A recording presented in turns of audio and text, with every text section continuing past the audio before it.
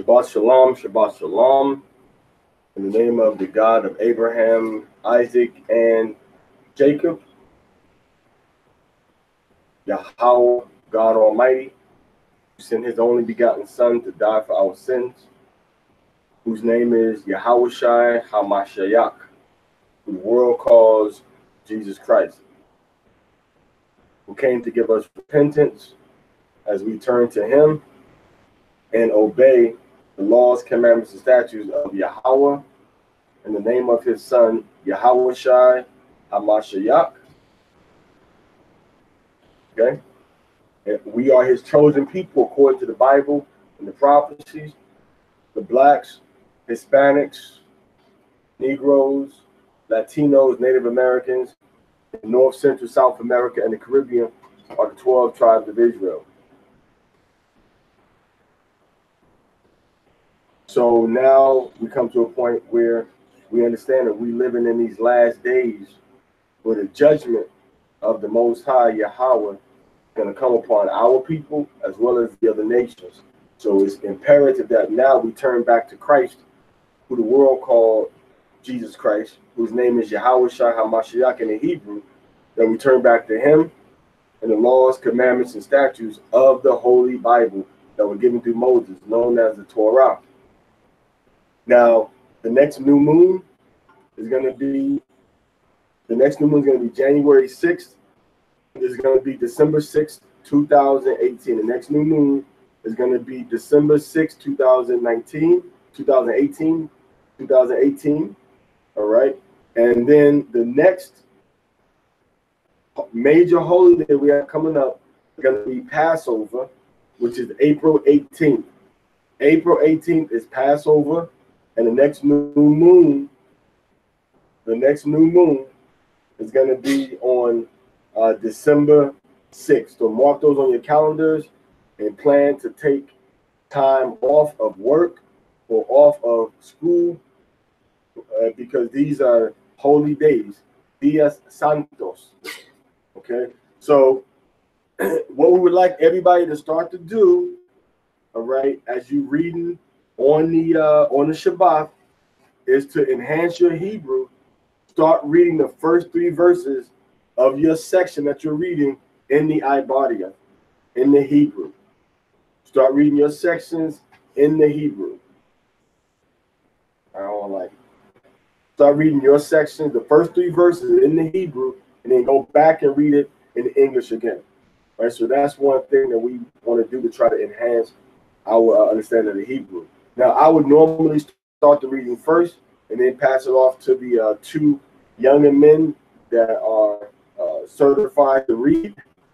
But since we're talking about such a serious topic about the birth of the Afro-Latino indigenous Hebrews that were in the Americas and came to the Americas in slavery, as well as the birth of our twin brother, the Europeans, I'm going to forego and allow Adiyashan to read my section for me, and we're going to bring forth the Midrash, the understanding of that particular chapter, the verses, as we read. So I'm going to still proceed as normal and do the first 3 verses in the Ibadith. Okay. So now here we go with the Ibadith. Okay. So we'll read Hebrew first, and then we're going to start off the English reading. Okay. So it says, Wa'alha hatauladat yatzakak ban Abraham. Abraham ha walayad at yatzakak. Wa Yahya yatzakak ban Arbayam Shana wa Chokatwa at Rabakwa. Bat ha Amaria ha Aramya Ma Padan Aram Akwath Laban ha Aramya Lawa La Asha. Last verse in the body is verse 21. Wa Ya'ithar yatzakak la Yahweh la nakak ashatwa kaya ikwara wa hawa'a wa ya'ithar lawa Yahweh wa dahar rabakwa ashatwa. Okay, so that's the first three verses in the Abariyah. And now Adiyashan is going to go ahead and read that section and the other section in the Hebrew. And once again, because it's covering so much information, we're going to go ahead and just do it piece by piece and give the understanding piece by piece. All right, so now if you can read so everybody can hear you in a nice projected strong voice. All right, go ahead. And these are the generations of Isaac, Abraham's son. Abraham begot Isaac, and Isaac was 40 years old when he took Rebekah, the daughter of Bethuel the Aramean of Padanaram, the sister of Laban the Aramean, to be his wife. Aramean is the same as the Syrian, but they lived in the northern part of where Syria is today, the border with Turkey. That's where our ancestors come from. That's the Shemitic lineage. Read. And Isaac entreated Yahweh for his wife, because she was barren, and Yahweh let himself be entreated of him, and Rebekah his wife conceived. Now, when Isaac was praying for Rebekah, in the Hebrew it says that Rebekah was opposite to Isaac while he was praying. So she was in the same vicinity. Now, we don't know whether he was touching on her and praying to Yahweh, or whether he was in one part of the room and she was in front of him opposite, all right? Or if she was opposite on the side of him, but she was with him when he was saying his prayer, offering his prayer to Yahweh so that she could become pregnant with Isaac's seed, right? And the children struggled together within her. So the father of and to keep from saying blacks, Hispanic, Latinos, Native Americans, indigenous peoples, I'll just say, if you would permit me, I'll just say Afro-Latino natives, okay? The Afro-Latino natives in the Americas. How about, does that sound good? The Afro-Latino natives in the Americas were fighting against the so-called white man, the Europeans, while we were still inside our mother's womb, which represents the world. Go ahead. And she said, and it also shows you that we're going to be together in the world, but we're going to constantly be at each other's throats. Go ahead. If it be so, wherefore do I live? And she went in to inquire of Yahweh. So she said, if I'm supposed to have these babies, why are they fighting inside my womb like this? All right, go ahead. And Yahweh said unto her, 2 nations are in thy womb. 2 different nations, a brown-skinned people and a red-skinned nation. Go ahead. And 2 people shall be separated from thy bowels. So we're supposed to be separated. We have separate ways of doing things. We're supposed to have separate dwelling places. We're supposed to have separate marketplaces, separate places to eat, separate places to worship, separate schools. All right, we're supposed to have separate schools with the people supposed to be separated. 2 distinct nations. One is brown, one is red. 2 distinct nations, not similar in many ways whatsoever. Go ahead. And the one people shall be stronger than the other people. So the Afro-Latino natives, which are the Israelites in the Americas, are supposed to be stronger than the Edomites that went and conquered Europe. We're supposed to be a stronger people. Go ahead. And the elder shall serve the younger. So the Europeans are supposed to serve the children of Israel, which are the Afro-Latino natives, all right, in the Americas. Go ahead. And when her days to be delivered were fulfilled. So her 3rd trimester. Behold, there were twins in her womb, and the first came forth ruddy, all over like a hairy. So the first came out red, Adawam, and hairy all over his body. Now this is the father of the red race, which is the so-called Europeans, the Edomites. And for there to be a red race, so Europeans, that means that their children are going to have to maintain that red skin until they populate and become a big nation. They had to become a nation first. So that mutation of the color to come out as almost like leprosy had to stay that color, that white color, that red color we see in the book of Leviticus chapter 13, had to stay with the so-called white man. It had to stay with him. It couldn't leave him yet. He had to become a red nation. That's why the Most High said, two nations, two manner of people. One is going to be stronger, one's going to be weaker. So the red nation.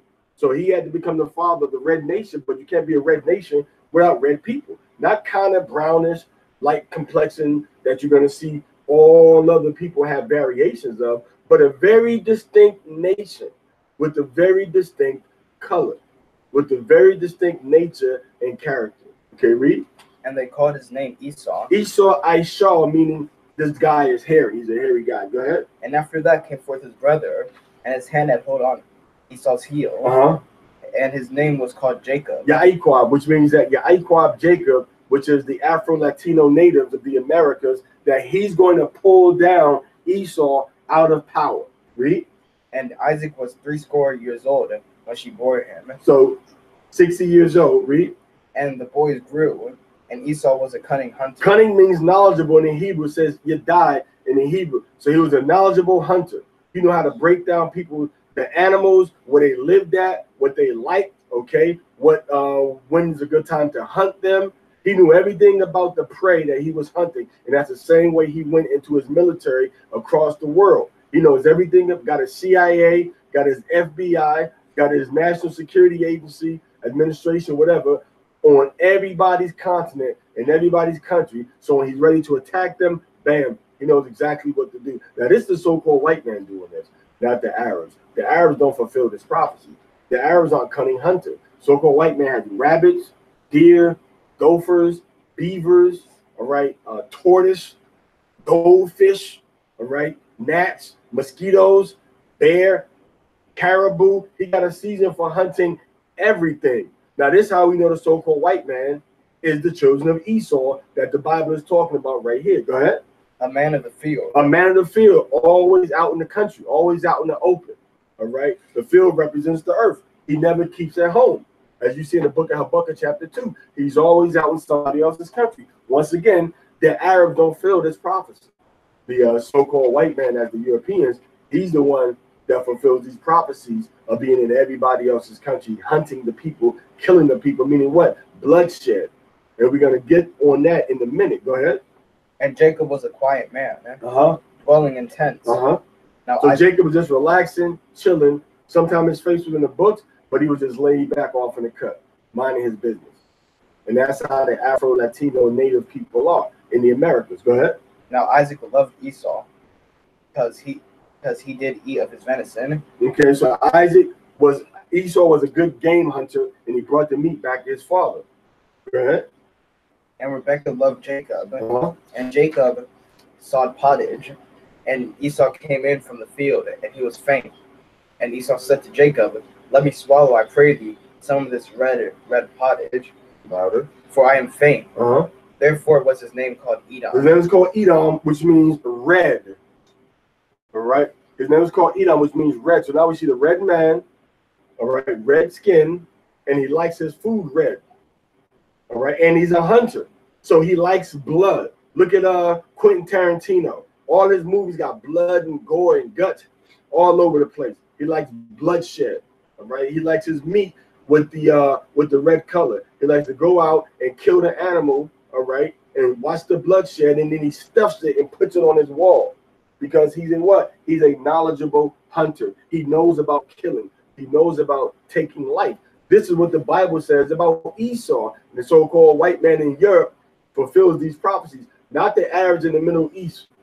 All right, they worried about oil and getting a new Lamborghini. They're not worried about hunting nothing. All right, ain't too much to hunt in the desert either. All right, ain't too much to hunt in the desert.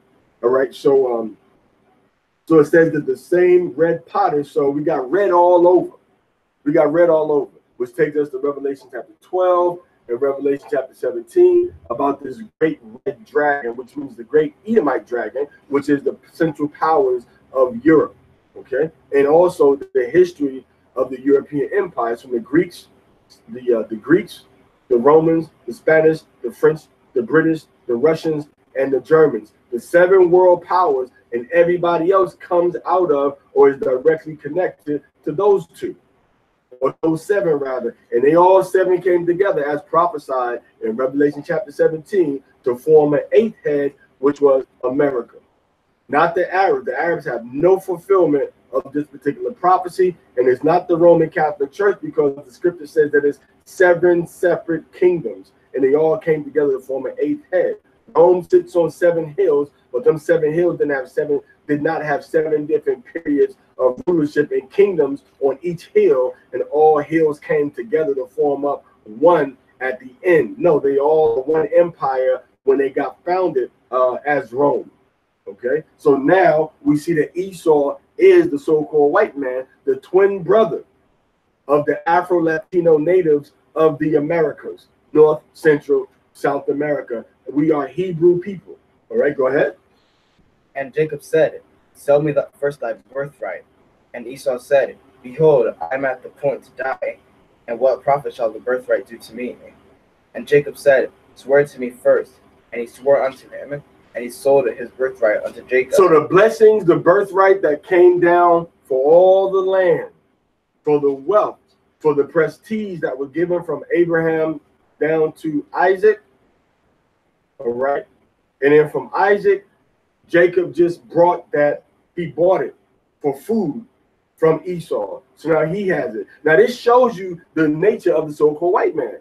He makes rash decisions to get what he wants, and then he comes back and what? Regrets it. Now he wants to kill you.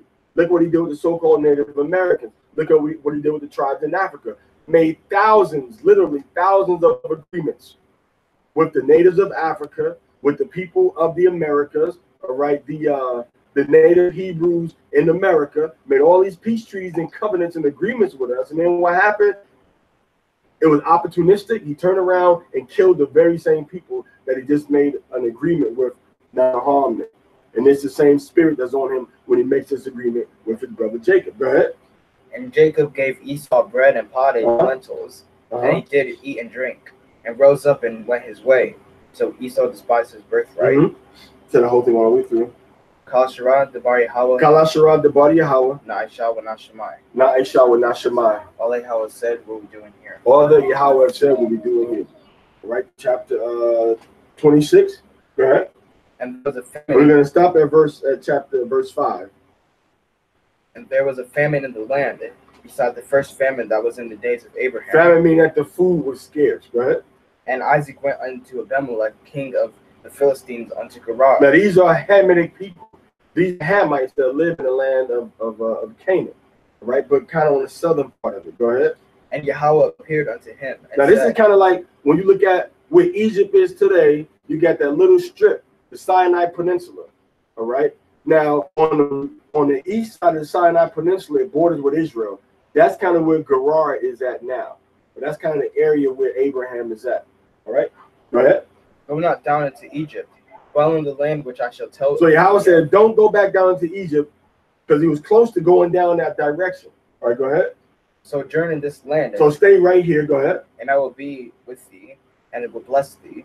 For unto thee and unto thy seed I will give all these lands. Don't go any further south. This is your land now. I'm going to give this. You're going to inherit this land. What? And I will establish the oath with which I swore unto Abraham thy father, and I will multiply thy seed as the stars of heaven, and will give unto thy seed all these lands.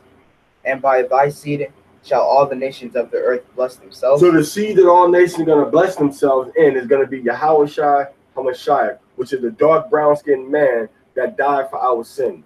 All right. Go ahead. Because that Abraham hearkened unto my voice and kept my charge, my commandments, my statutes, and my laws. So Abraham obeyed the statutes, the laws, the covenants of Yahweh. So if you call yourself a child, a daughter, son of Abraham, you have to keep the commandments also. We have to keep the commandments of Yahweh. And Abraham taught his son Isaac to walk in the statutes and the commandments that Yahweh gave to him. Go ahead. Okay. All right. So hallelujah. All right. So that ends that Torah Parashah reading. Do a little quick over midrash on it real quick.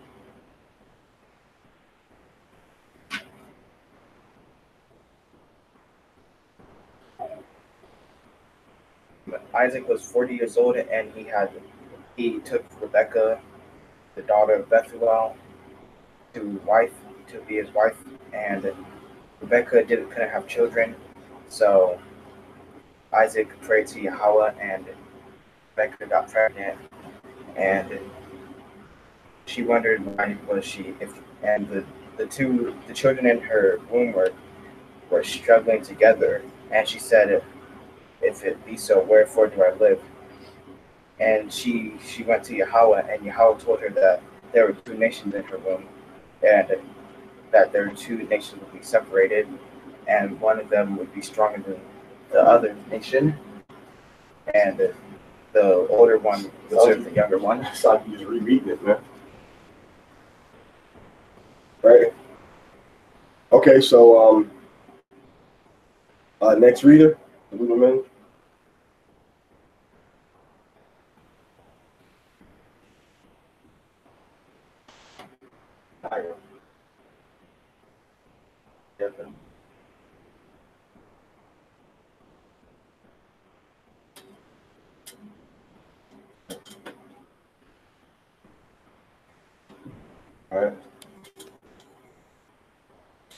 Alright, that comes up on God by Shala. Rock.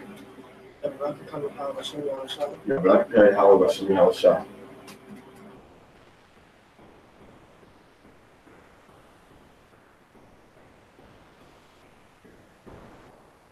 All right, so chapter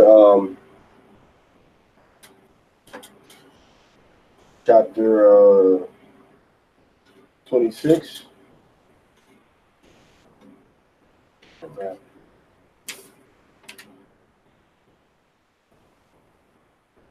And we're going to start with verse 6, 7, and 8.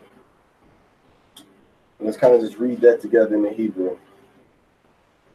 All right. Starts with Wayishab Yatzaka. Okay, so let's read it together. Wayishab Yatzaka.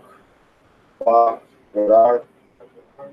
Wa Yasha'alwa. Anashya. Ha Makawam. La Ashakwa. Wa. Right? Wa Mar. Akathia. Hawa'a.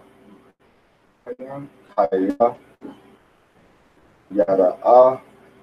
La. Amar. Ashathya.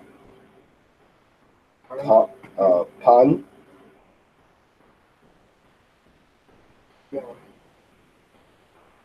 Yaha. Raganya. Anashya. Ha. Akwawam. Ayel. Rabakwa. Kaya. Hawabath. Ma'ra'a. Hawa'a. She look good. Right? And we did 6, 7, right? We'll do verse 8. Wa Yahaya. Kaya. Arakwa. Lawa. Sham. Hayamayam. Wa Wayashakwap. Abaya. Malak. Malak. Malak. Halashath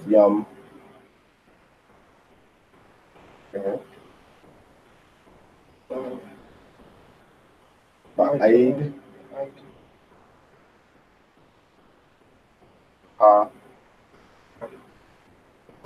Hakawan. Wa Yara'a. Wa Wahana. Yatzizakak. Ma Tzizakak. Af Rabakwa. Ashathwa. Okay, now read from 6. Right? Be loud.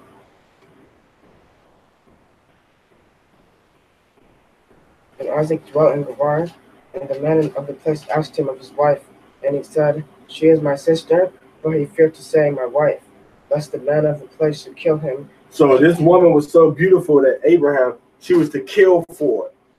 That's where they get that phrase from. Our Israelite mothers, actually, excuse me, not our Israelite mothers, but our Shemitic, our Hebrew mothers, well, not really Hebrew either. They just Shemitic because they come from Aram. They come from Aram. Now, Sarah was Hebrew, but Rebecca was not Hebrew. Rebecca was just Shemitic. All right, she come from Aram. All right, which is one of the sons. I think it's the fourth or the fifth son of Shem, the younger brother of Arphaxad, and we come from Arphaxad. And Arphaxad had a brother named Aram, and Rebecca and them, they come from Aram. All right, we come from Arphaxad, so we're distant cousins, right? So now these women look so beautiful that they say, man, somebody gonna kill me to get my wife. So he told her, yo, somebody asks you, they say that you're not my wife, say you my sister. All right, go ahead. Because she is fair to look upon her. All right, because she's fair to go ahead. And it came when he had been there a long time, that Abimelech, king of the Philistines, looked out a window and saw, and behold, Isaac was sporting with Rebekah his wife. So Isaac was kind of playing around with his wife. Hey, girl, blah, blah, blah, you know, just playing with her like a man with his wife that he having fun with, you know. Go ahead. And Abimelech called Isaac and said, Behold, of a surety she is thy wife. And how saidst thou, she is my sister? And Isaac said unto him, Because I said, Lest I die because of her. He said, man, the way you be dealing with her, that ain't your sister, bro. That's your wife. Why you lie to me? Man, because I thought I would kill me to try to get my wife. Right? Easy to understand. Go ahead. And Abimelech said, What is this thou hast done unto us? One of the people might easily have lain with thy wife, and wouldst have brought guiltness unto us. And Abimelech charged all the people, saying, He that toucheth this man or his wife shall surely be put to death. And Isaac sowed in the land, and found it in the same year 100-fold. So Abimelech said, whoever touched this man is going to get killed. So even though Isaac told the story, lied, and saying that she was his sister, even though technically you can say she was his sister because she was his kinswoman. She was his kinswoman. She was his relative. And that also is called sisters when we look into the scriptures. All right? Even the scripture says, call wisdom your sister and call understanding your kinswoman. So the Most High kind of just, the scriptures use that word, doesn't always use that word in a literal sense. All right? But Isaac knew that this wasn't his biological mother and father's sister. And he said that because he thought they were going to kill him to get a hold of his wife. So obviously the Hamites were notorious for killing you and taking your woman. And that's why when they come to America, the Arabs and the Hamites, they always want to try to get mainly an Afro-Latino woman, all right, to use them for favors, for sexual exploitation. And all the ghettos throughout America, that's what they do, whether in New York, whether in Cleveland, whether in Florida. You brothers and sisters out there, you know I'm telling the truth. The Arabs and the so-called Africans, you know, oh, you are so beautiful. You must be African woman. Your family must be from Africa. That's what they say to try to gas our women up to commit fornication with them. A lot of our women fall for that okie doke. You see what I'm saying? And that's the same way Isaac is feeling back then. Man, they're gonna try to, you know, kill me and take my woman because they wanted the beautiful, Shemitic, then the Hebrew, and then the Israelite women. All right, go ahead. And Yahweh blessed him.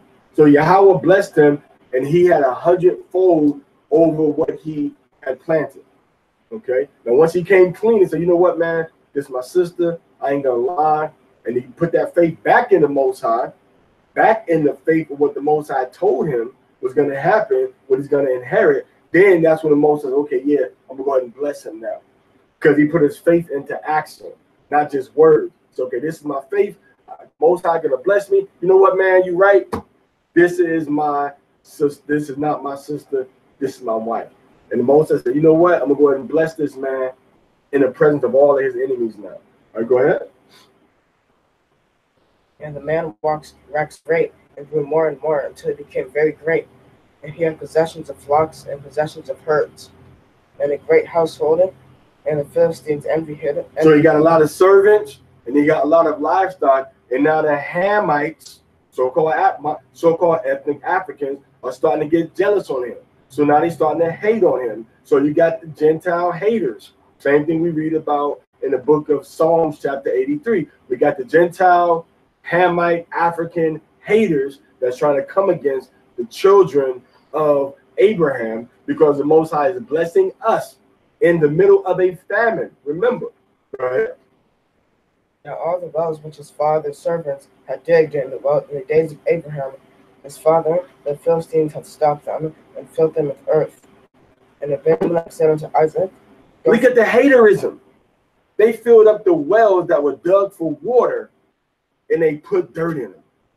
So when you lay that foundation for Yahweh Shai HaMashiach, somebody can come and put dirt over what you just told somebody was the truth. What you just told somebody is the way to go. Somebody can come and put that dirt. Remember the parable of the sowers that HaMashiach gave. Remember what Paul said, that one man plants and one man waters, and Yahweh gives the increase. So if you drop the foundation of that well, which is Yahweh Shai, so that rivers of living water can come out of somebody, and somebody else comes along and puts dirt inside the well, put negativity and evil inside that person's ear that you just told what the truth was, you just shared that living water with them, like Yahweh Shai did in John chapter 4. Woman, if you drink of the water I give you, you will never thirst again. While they were where? They were at the well, right? They was at the well. So now this well comes to represent the living water that Yahweh Shai gives us, the eternal life that he gives us. And then it comes to represent the knowledge also of Yahweh Shai to bring a person to convert their soul into proper repentance. So now we see that we're going to have to work. This is a foreshadow that the children of Israel are going to have to work even harder to move forward. We know the water is there, but they stopped it up. We got to unearth it. We got to keep digging, like the truth when we first come into it.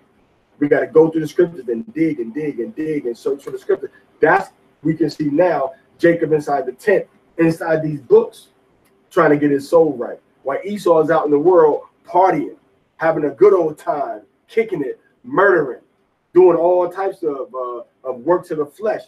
Now, which do your actions show? That you're a child of Esau, or that you're a child of what? Of Jacob. Esau was a plain man dwelling in tents. Okay, and then it says of the woman, what? It says the woman for her to be a keeper at home. All right, for her to be silent, right? To her to be a quiet and a meek spirit. That's the spirit that was put on Jacob. That's the spirit that was put on Rebekah. That's the spirit that was put on Sarah.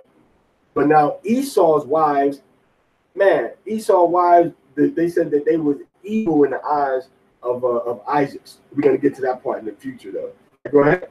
And Abimelech said unto Isaac, go from us, for thou art much mightier than we. So now they start to get afraid, man. You know what? You're mightier than us. And this happened to us all throughout West Africa.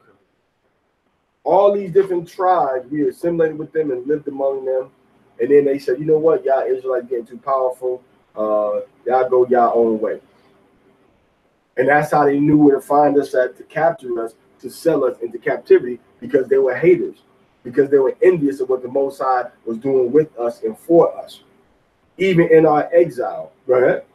And Isaac departed from thence and encamped in the valley. So they told Isaac to go ahead and just get out, man. Get out. All right, go ahead. And dwelt there. Call your verse. It's 18. Go ahead.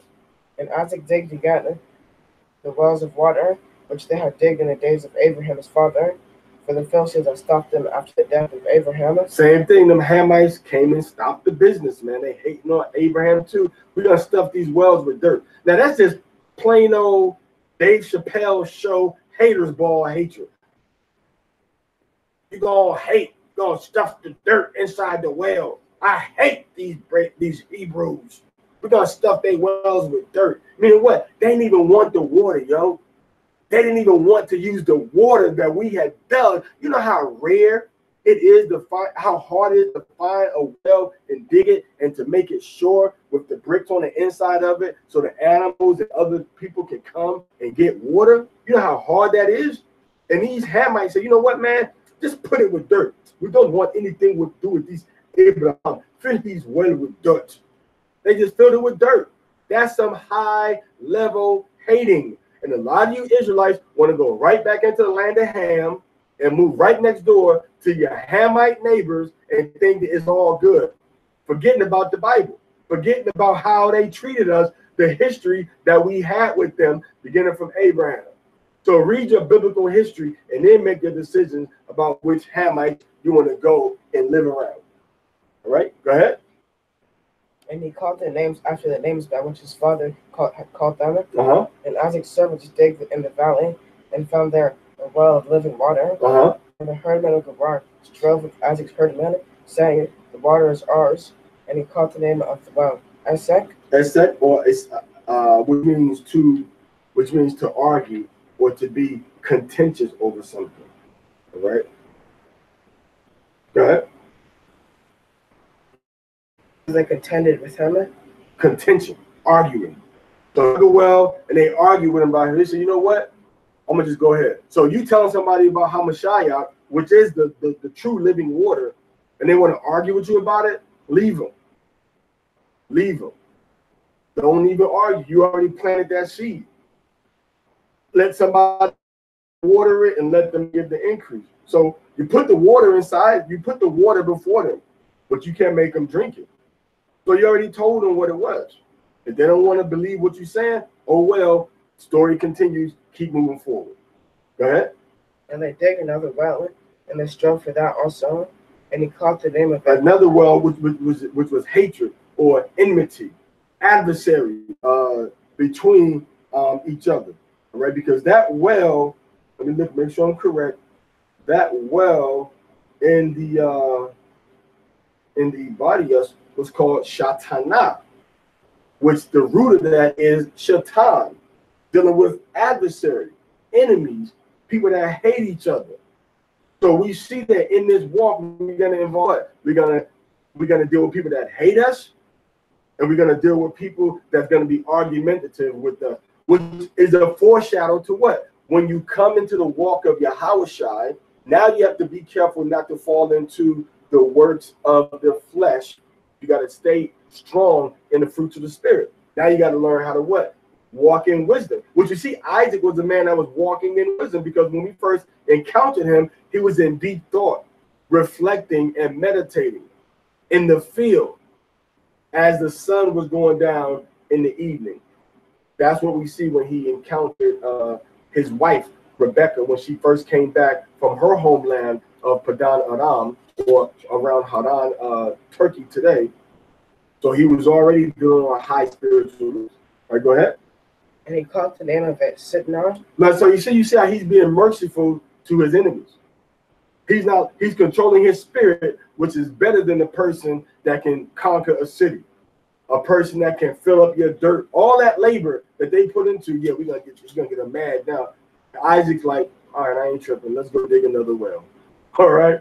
So he's walking in wisdom.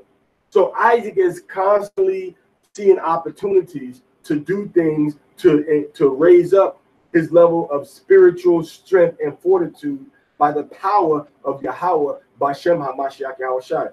He ain't like no whole bunch of candles and burning no sage. He ain't doing no smudging. He ain't offering up no bread, no cornbread to no orisha. He ain't breaking no pan de dia de muerte. All right. He ain't breaking bread for the Day of the Dead. He ain't going trick-or-treating. He ain't putting up no Christmas tree. He's just meditating on the words and the knowledge and the laws of Yahweh. And that's allowing him to have more of a fruits of the Spirit on his branch. On his branch. So now he's becoming a light for other people.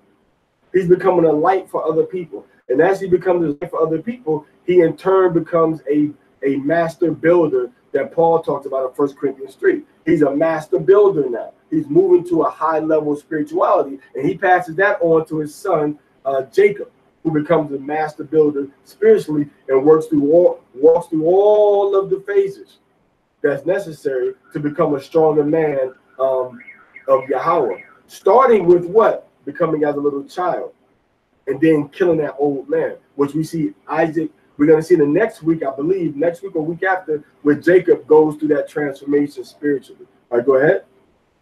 And he moved from thence and digged another well. So he just said, you know what, I'm going to go dig another well. Go ahead. And for that they strove not.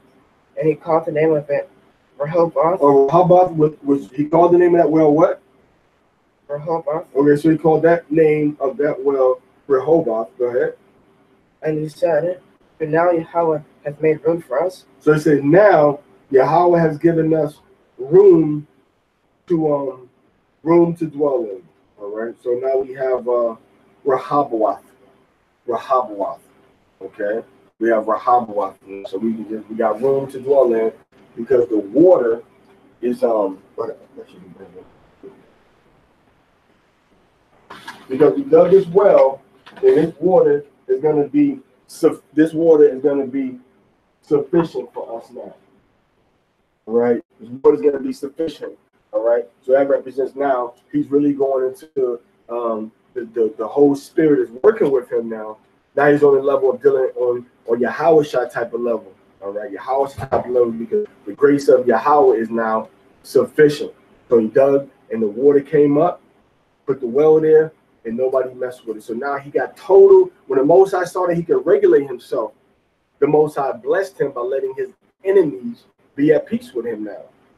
See that? So that's how we move with. We gotta be restful in the face of adversaries, in the face of adversity. We gotta go give blessings to those that curse us. We gotta give them food and water if they are giving us, if they thirsty or if they hungry. In doing that, we put hot coals of fire upon their heads. And the Most High is going to reward us by giving us even more spiritual fortitude and strength. And when the time comes, he's going to use us as a sharp threshing instrument, as a weapon of war to destroy our enemies. Jeremiah 51, 19 and 20. But they're used to playing that game now like we got some type of power to come against Esau. Esau is a master of the sword right now. We wasn't given that blessing. We was given the fatness of the earth and the dew of the heavens, just like Esau was. But Esau got an extra blessing from his father, which was that sword to regulate Jacob. All right, go ahead.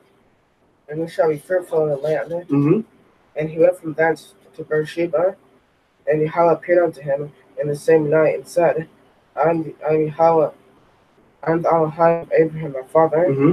Fear not, for I am with thee. Go ahead. And I will bless thee, to put thy seed, my servant Abraham. Okay, wait. What verse you in now? 25. You're reading too fast. Did he read one aliyah or two aliyah? You read two aliyah? Okay, so now you're on a roll, man. You gotta slow your roll, partner. You right, it doesn't tell you right here, I don't think. You said it's supposed to start at verse 12. What'd you say? He's right. He's in the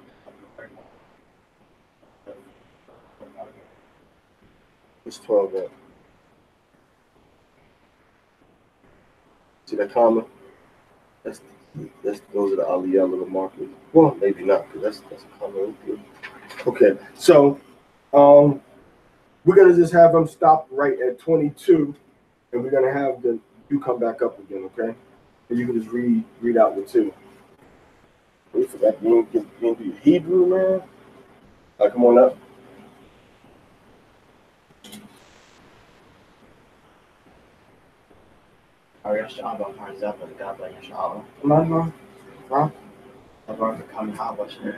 Yeah, but I could come Yahweh by Shem Yahushua.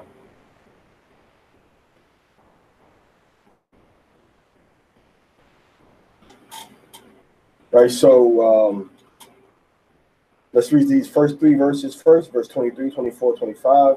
Let's go back and read it in the English. I'll read it with you. 23, 24, 25, right? All right, so it's let's read it together now. Wa'ida ayel masham ba'ar shabai wa'yara'a al Yahweh Yahweh ba la yala Ahawa. Waya Amar, Mm-hmm.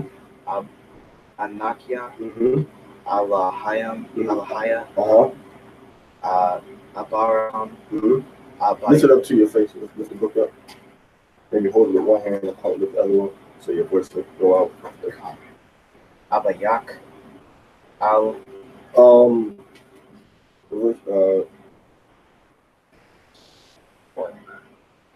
This is Anakia. That's Anakia. Anakia Alahaya Abaraham Abayaka. You said Abayak. It's Abayaka. Your father. Abraham, your father. Go ahead. Al. Thaya Rak. Raakya. Afak. Anakia. Wabar. Bathayak.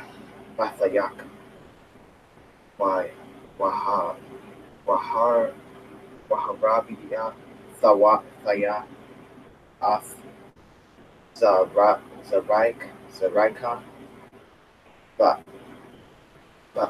Bawar.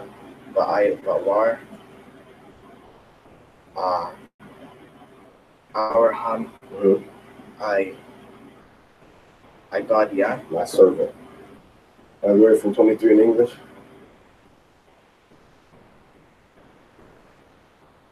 And he went up from thence to Beersheba, and Yahweh appeared unto him the same night and said, I am Yahweh I'm the Alahaya of Abraham thy father. Fear not, for I am with thee, and will bless thee, and multiply thy seed for my servant Abraham's sake. So once he went through them trials and tribulations and those tests, and once he once his spirit got stronger, then the Most High comes to him and gives him that encouragement, which is nothing like that in the world, which none of us have ever experienced, except when we read the word, right? But to have the Most High come to you and say, "Hey, don't worry about it. I got you." We never experienced that, right? So now, the Most High have seen the trials. He's seen the fortitude. He's seen the spiritual strength. He's seen the humility. Because remember, Isaac had hundreds of soldiers. He inherited one of the most powerful military forces on the planet Earth. Why do we know that? Because Abraham went up and beat the king of nations. Okay, he beat the king of nations named Hagar, and then he also went against Chedorlaomer, which was the king of Elam, which is the modern day people in India. And when you look at them people, man, they ask them, they was never really conquered by nobody, man. They got a hardcore war culture in the ancient world. But Isaac said, you know what? I'm not going to use my resources to fight this guy. I'm gonna just go ahead and keep doing what I need to do to maintain my peace. Sometimes you can't always look. You gotta deflect the hate. Sometimes you gotta deflect the assault. Sometimes it's an art, and it's hard to do, but it allows you to walk more into the fruits of the spirit, because that's what you need in order to hold on to, in order to grab, in order to keep your salvation. All right, go ahead. And he built an altar there and called upon the name of Yahweh, and pitched his tent there, and there Isaac's servants digged a well. Then Abimelech went to him from Gerar, and Ahuzzath his friend, and Phicol the captain of his host. And so now Phicol is the same guy that comes with Abimelech the first time when Abraham made his covenant with these people, not to go to war, not to fight, not to do no harm to my sons. So you mean to tell me that these Hamites don't know that they people going around stuffing up people's wells? So he came with the military leader this time around. Now, some people say this is a different Abimelech, but I say it's the same Abimelech because it's the same military advisor. What's the odds it's going to be two different people a generation later with the same names in the same positions? That's not likely, is it? Huh? Is that likely? You're gonna be two different people. One Abimelech and one is Phicol. Abimelech is the king, and then Phicol in Gerar, not in Egypt. And then Phicol is what? He's the leader of the army. Okay? All right, go ahead. And Isaac said unto them, Wherefore are you come unto me, saying ye hate me? Man, what y'all haters want? So Isaac said, what y'all haters want, man? That's what he said. That's a hell of a greeting for somebody. Hey, knock on my door. Oh, hi, hater. What you need, man? Let's do what Isaac did. Oh, hi. What do you want from me, seeing that you hate me? But now Isaac said, you know what? I'm tired of this. What y'all want, man? Y'all hate me. What do y'all want? Y'all hate me, man. All right. What verse is that? Verse 27. All right. He said, wherefore you coming to me? It says, verse 27, he said, well, yeah, Amar Alham, that's Zakwak. He said, Madawai Ba'atham Aliyah. Why y'all come to me? He said, Wa'atham, and you all Shanatham Atiyah. And you all got hatred toward me. That's what he said. That's what he said. We're looking at it right here. He said, why you all come to me? All right. And you all have hatred toward me. That's what he said. Well, that's a heck of an introduction to a guest that just came to you. I said, you know what?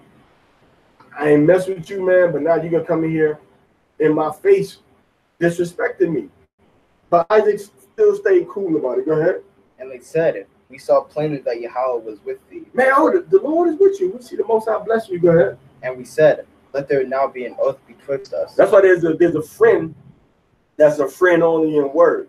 There's a person that sticks by you only when you prosper. But then when you lose it, they ain't your friend no more. When you on top, they want to see you so they can get a piece of you. And then when you fall down, they don't want nothing to do with you. They distance themselves from you. They're ashamed of the low level you don't fall into. They're ashamed of the levels that you are, the environment that you in now. You see that? So I just said, man, what do y'all want from me? Now they said, well, you see the Most High, He's blessing you, man. So we want to make a little peace treaty with you because we see that your God, Yahweh, is strong. So he said, let's make a promise between us. Read. Even betwixt us and thee. And let us make a covenant with thee. Okay. That thou wilt do us no hurt, as we have not touched thee, and as we have done unto thee nothing but good. Lying through their teeth. You know, stop the man's wells up. First of all, y'all stopped up the wells that Abraham dug. Then you stopped up my wells. And then I dig more wells, and y'all came and said that those were your wells. But you ain't do nothing. You know how much labor and resources you need to dig a good well? How deep down you got to go sometimes, right? The bricks you got to make to line it. And then you got to put the little post up. You got to get something to draw the water up. All right. So this was a major commodity. And what they did, they stopped up Abraham, and then they stole the ones that Isaac had made. And then they come and said, we didn't do nothing. We didn't do nothing. And it is the same way how once we was getting oppressed and murdered and enslaved from off of them slave ships, we ain't hear nothing about no Hamite saying nothing. Nobody in Africa was saying no major fuss. But as soon as we free, what's up, bro? You want to buy this? Especially, man, you don't really know the dynamics of Hamite African and Afro-Hebrews, Black Americans, or Afro-Latino Native Hebrews until you go to New York, until if you wasn't in New York City. That's only you could probably, because that's where you got all of Israel and all of Ham was in one area. And Ham did not mess with us like that. That's why y'all people that keep talking about Ham and Israel being together, doing this and that, y'all was someplace away from the heart of America. You wasn't in the belly of the beast. Because those of us that lived in, been to, walked through, slept, or visited New York for any extended time period, especially back in the day when all Ham was on the streets selling everything, Ham did not mess with Israel like that, period. That's why our outlook on Ham is different than your outlook that's coming from Missouri or coming from Minnesota. So y'all dealing with these second generation Hamites, especially the Somalians that's been over here for a while now. We was dealing with first generation Hamites that hated our guts. And oftentimes in both communities, the feelings was mutual. Hate our guts. So now when Judah start to come up a little bit, when Ephraim start to come up a little bit in New York City, now they want to be friends and they want to try to do things together. But back in the day, wasn't nothing like that going on. When Israel was being oppressed in New York City, wasn't no Gentiles trying to mess with us, trying to be with us or make no coalitions with us. Then as soon as we start getting a little bit of recognition, a little bit of forward movement, a little bit of sense of consciousness and awareness, then they start to mess with it and do things with us, but it's still, they do it to their advantage. Okay? So now here come the Hamites. Once they see that the Most High is increasing and blessing Isaac, our father, here they come say, hey, yo, let's everything cool with us now, man. Read. And have sent thee away in peace. Thou art now the blessed of Yahweh. And he made them a feast, and they did eat and drink. All right, so wait. That's your portion. You read number 4 now. We got 5 here now. So jump over and read 30, 31, and 32 in the Hebrew. Go ahead. Barak Yahweh. 30. No. 30, 31, and 32. Aish. And he made Laham to them Mashath to drink. Akal. And gave them food and fooded them. Go ahead. Wayashafwa. Okay, go ahead. Wayashak Yama Yamwa. Wayashak Yamwa. Bakwar, which is like in the morning time. Right? Shabaiwa. And they promised, they made a little oath. Go ahead. Ayash. The man.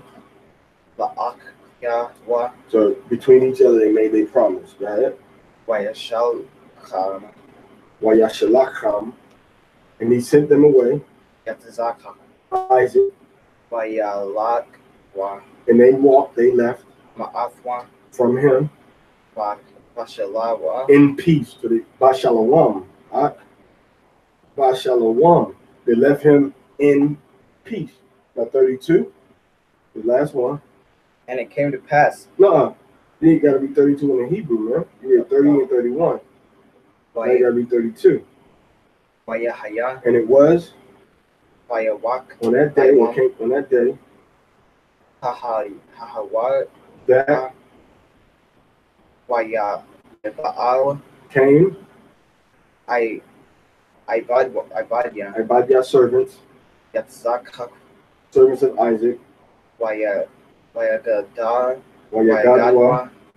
Lawa, Isle, Adawath, Habar, Ashar, dug the well, go ahead. Ashar, which Kaparwa,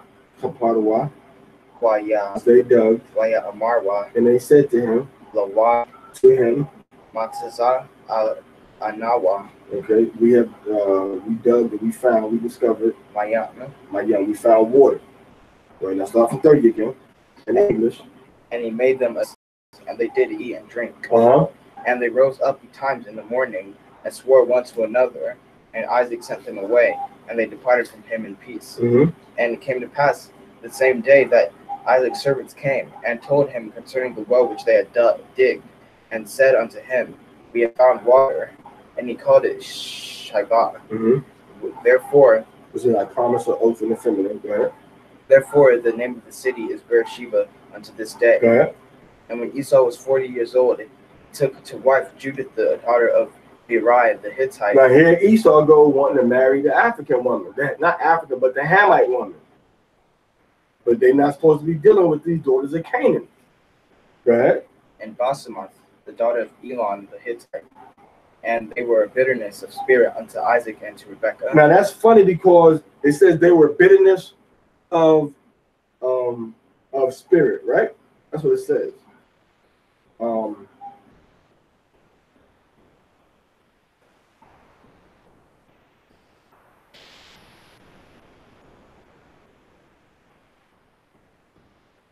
Yeah, it does say that. Okay. There's another place where it says that they were evil in the eyes. Another verse gonna say they were evil.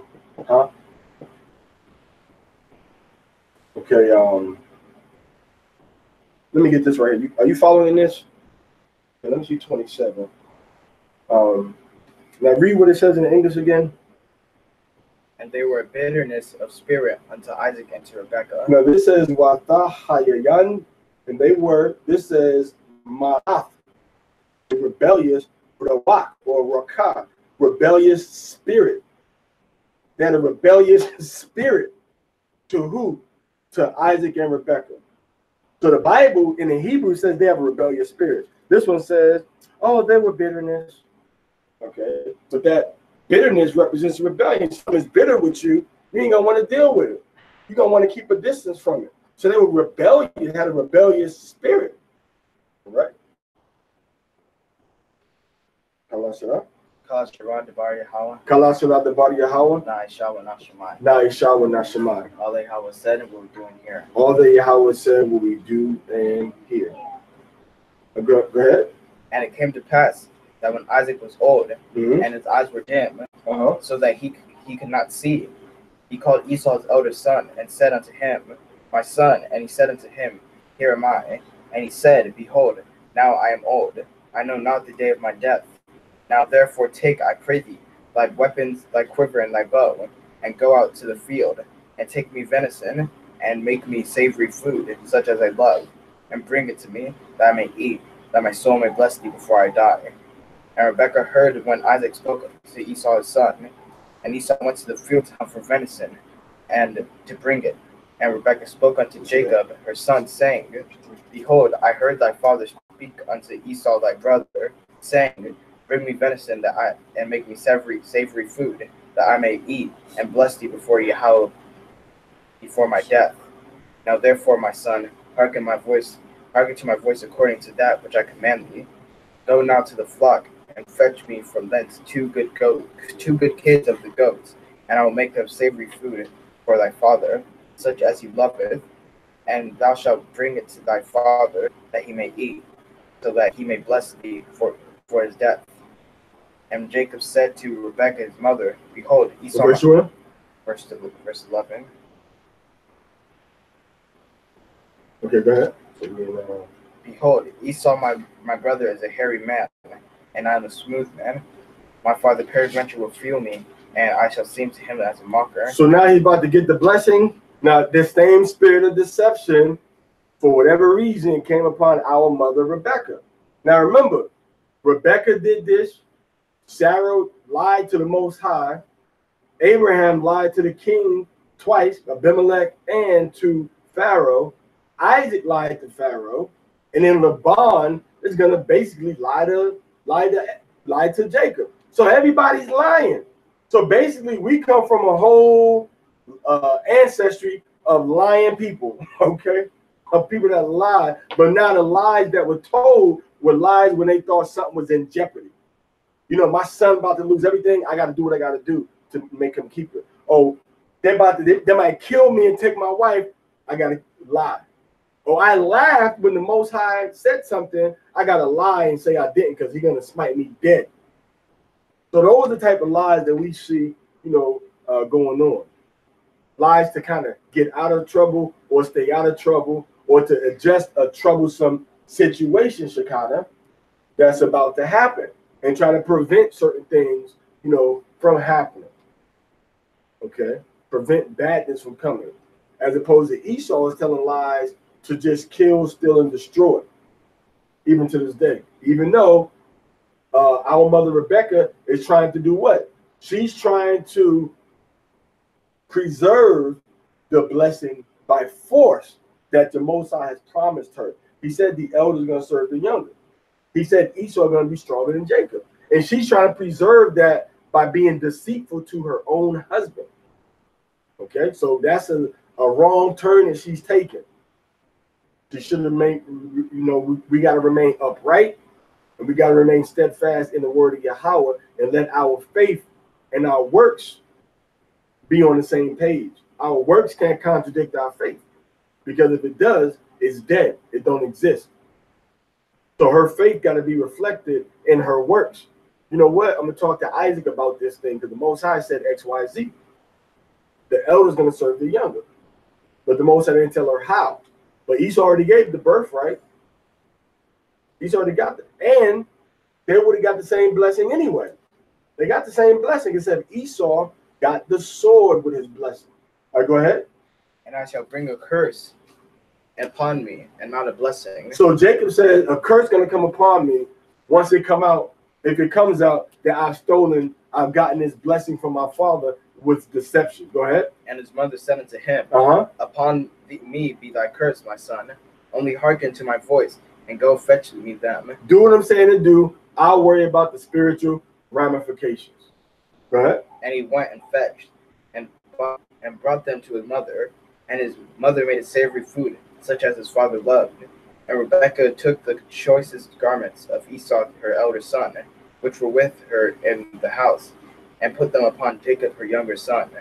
And she put the skins of kids of goats upon his hands and upon the smooth of his neck. So the so-called white man, Esau, his father was red and hairy like a baby goat. Meaning you put your arm through his arm, and you get hair. You get hair like this. Go through his arm, you can feel the hair. That's how Esau was hairy. That's so-called Europeans. Burt Reynolds, Tom Selleck. Now they shave it. They ain't doing like you used to do back in the day. Now they shaving it off. All right.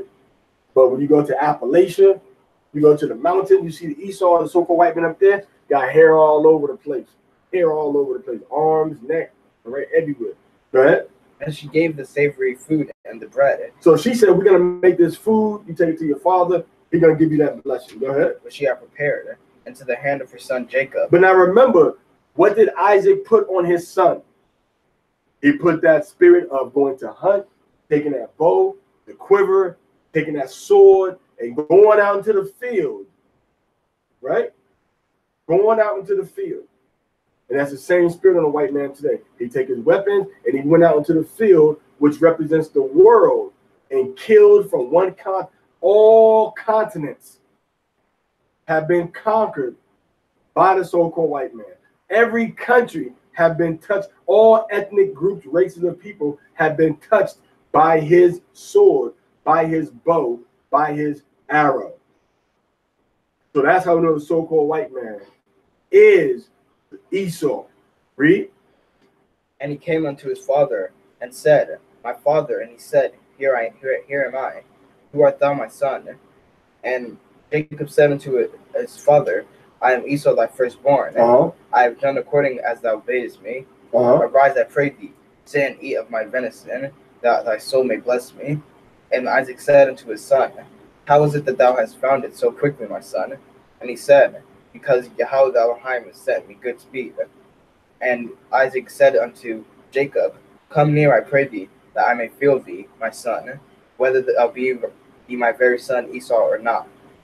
And Jacob went near unto Isaac his father, and he felt him, and said, The voice is the voice of Jacob, but the hands are the hands of Esau. And he discerned him not, because his hands were hairy, as his brother Esau's hands. So the hands were hairy, like the so-called European. Go ahead. And he blessed him, and he said, Art thou my very son Esau? And he said, I am. And he said, Bring it near to me, and I will eat of my son's venison, that my soul may bless thee. So I'm going to eat this game meat. My soul going to be happy, then I'm going to bless you. Go ahead. And he brought it nearer to him, and he did eat. And he brought him wine, and he drank. And his father Isaac said unto him, Brought me a little wine with the red meat. Got my little, the game was venison, which is a red meat, or deer, red meat. And then, of course, they cooked it until it was brown. So there wasn't no vegans or vegetarians back here. All right. Abraham make the meat, the veal. All right. I ate the meat that he wanted to eat. All right. So they got the meat, and he's preparing that meat, and he made his father to eat it. And when he's cooking the meat, he's giving him the wine, with the meat. So now we see that when the mission was on the other foot, when Isaac was about to get his wife, the servant of Abraham said, no, let's do the business first, and then we'll eat. Well, now Isaac is saying, you know what? I know that trick right there. So why don't we go ahead and eat first, and then we can go to the blessing part. Okay, go ahead. Come near now and kiss me, my son. So come here and give me a kiss, like the wolf in Little Red Riding Hood. You know, oh, you got big ears, you got big teeth. Oh, come here, let me give you a hug. Yeah, feel like Esau's hand. Come here, man, let me give you a kiss. Smell like Esau's garment. Kind of a different version of the Red Riding Hood. You know, giving compliments and saying things to somebody, but the purpose is you really want to examine that person a little closer. You know what I'm saying? Same thing the wolf did. Come closer. All right. He said, you got nice teeth. Yo, grandma, you got teeth like that? Oh, that's the better. You know, oh, grandma, you got big eyes, the better to see you. All that type of stuff. So now we see that same type of vibration. All right. That where Isaac like, man, you know what? I don't know if this is Esau. Come here, man. Let me hold your hand, son. Okay, that's Esau. Give me a hug, son. Okay, it smells like Esau. All right. So that's what Isaac is doing. All right. Go ahead. Now that also shows us what, man? If something ain't right, if something don't seem right, pause it. Pause it and wait. Don't let somebody convince you of something. And then you think back and I shouldn't have done that deal. Pause it and wait, man. I had so many people try to put deals on me that would have ended up bad for me. And I made a lot of bad deals that if I would have waited a little while, I would have been a lot better off with that deal. Right? Amaria, we stopped at verse 27, right? The fifth aliyah of chapter 27.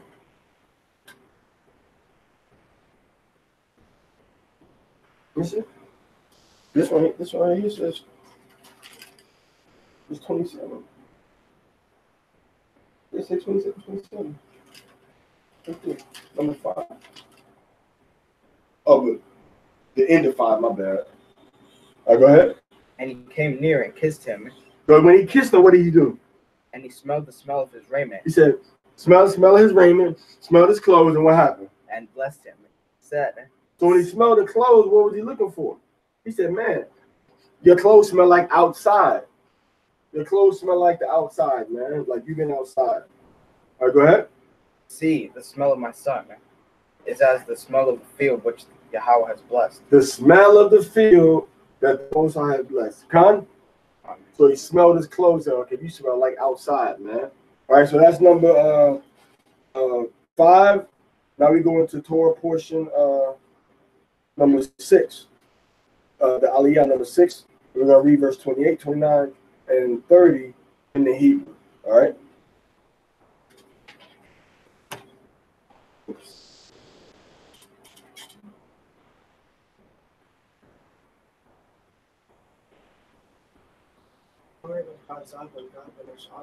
Madwa.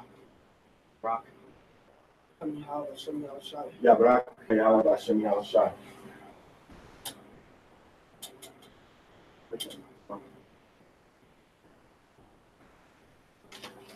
As we in verse what? 28. And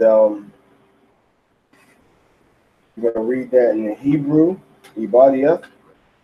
So it says it starts off with Wayatalaka Alahayim. Right? So read that. This one. Wayatalaka Afaham Mafwa. It says Laham or Aliyah.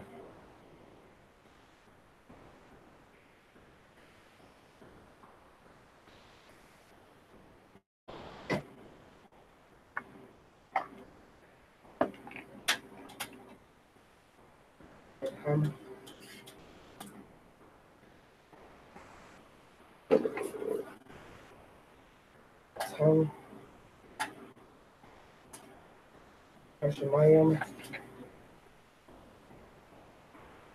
Umasham Leya Baratiza Barab Yama. Afayam. Okay. Afayavash. 29 now. Go ahead. Yaibadwa. Wa. Yaibadwaka. Yaibadka. Mm-hmm. Anayam. Anyam. Anyam. Wayasha. Wayashatakwa. Wayashatakwa. Laka. Anyam. La'amyam. Hawa. Hawa. Una Hawa. Hawa. Gamayar. Gamayar. Gamyar. Mm-hmm. Gabyar. Gabyar. La'ak. La'akyak. La'akyaka. La'akyaka. Wayashafka. Kawa. Kawa. Wayashatak. Wawa. Laka. Laka. Anya. Anya. Amad. Amaka. Amaka. Mm-hmm. Arawayak. Arayaka. Waryaka. Wama. Arawan. Arawar. Wama Barakyaka. Wama Barakyaka. Barawak. Barawak. Wayahaya. Ka'ashira. Ashira. Kala. Yatzidachak. La. Barak. Ath. Ya'aikwab. Wa. Yahaya. Yatza'a. Ya'aikwab. Ma'ath. Hanya. Yatzaka. Abayewa. Wa Aishawa. Wa. Akhyawa. Ba'a. Matzayadwa. Was it 20, 29, and 30? All right, so we got it again.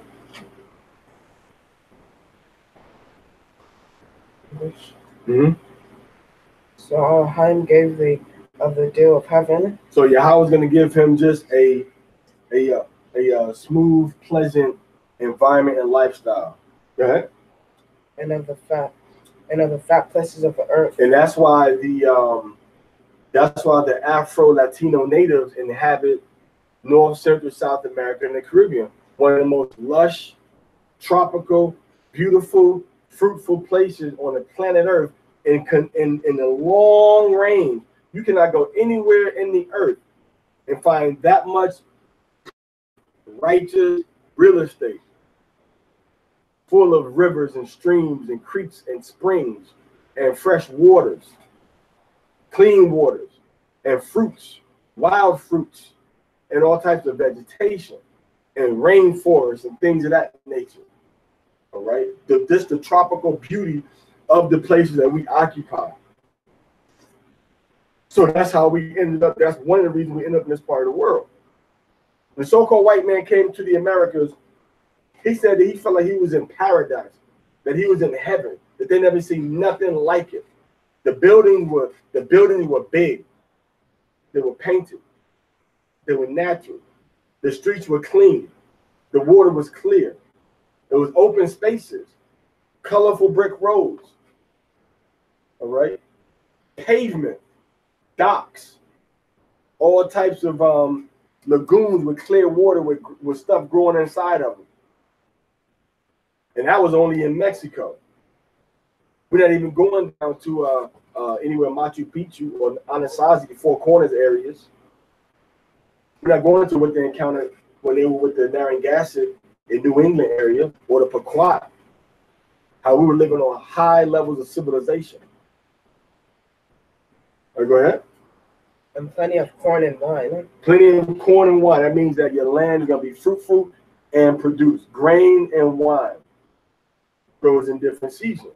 So I mean, you're going to be able to produce crops and grow grains throughout all of the seasons, like we have in the Americas, right? Mainly when you get kind of south of Mexico and in the Caribbean, most of the Caribbean areas, everything grows pretty and fruitful. Now, it's also going into the land of Israel.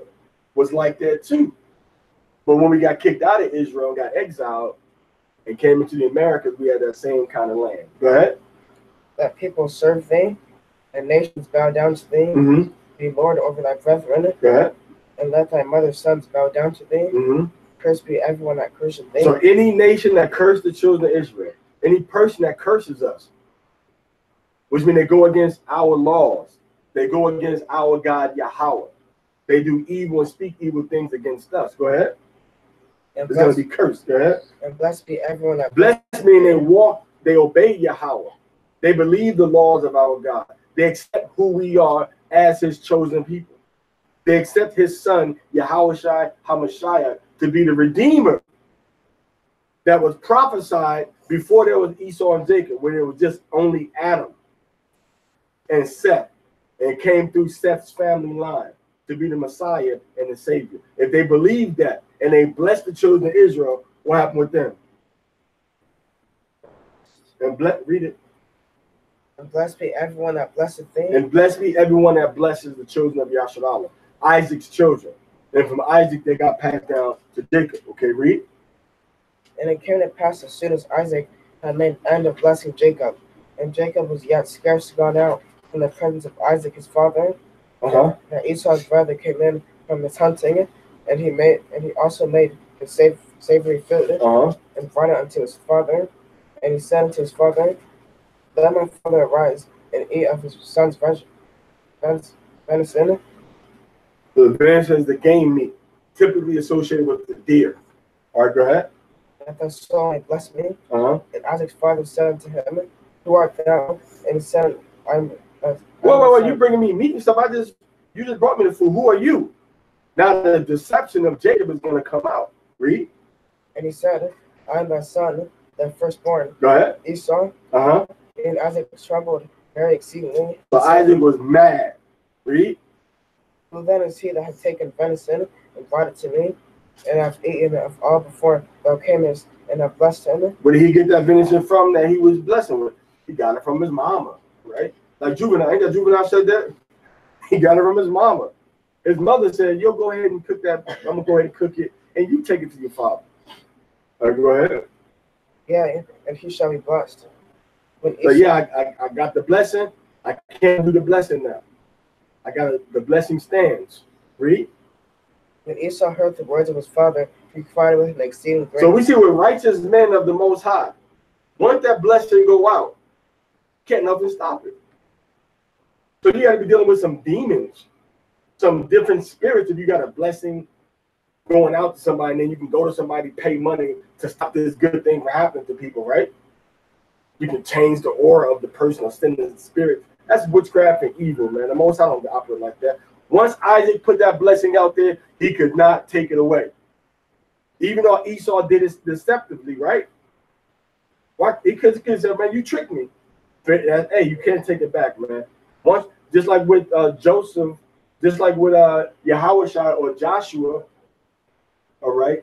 And the people that came to him and said that they were from a faraway city, and he made a peace treaty with them. Once he found out that they lied to him, he couldn't go back and like, you know what? I changed my mind. Y'all tricked me, so our deal is off. If they didn't know, too bad. If Isaac didn't know that was really Jacob, too bad. We don't come from people that say, well, you tricked me, man, so the agreement we made no longer stands. We don't come from people like that. We get caught, we come from a line of people to where if you get caught slipping, so what? The deal still stands. You got caught slipping, B, it's on you. Ain't my problem. Deal with it. That's what Isaac did. That's what Joshua did. So how are we in the year 2018, 2019 going to be like, oh, nah, you tricked me, so it don't stand no more. Nah, B, fair is fair. It was unfair, but it was war, and he got over, so that's what it is. Might not like it, might not like that concept, but that's the reality of the world that we come from.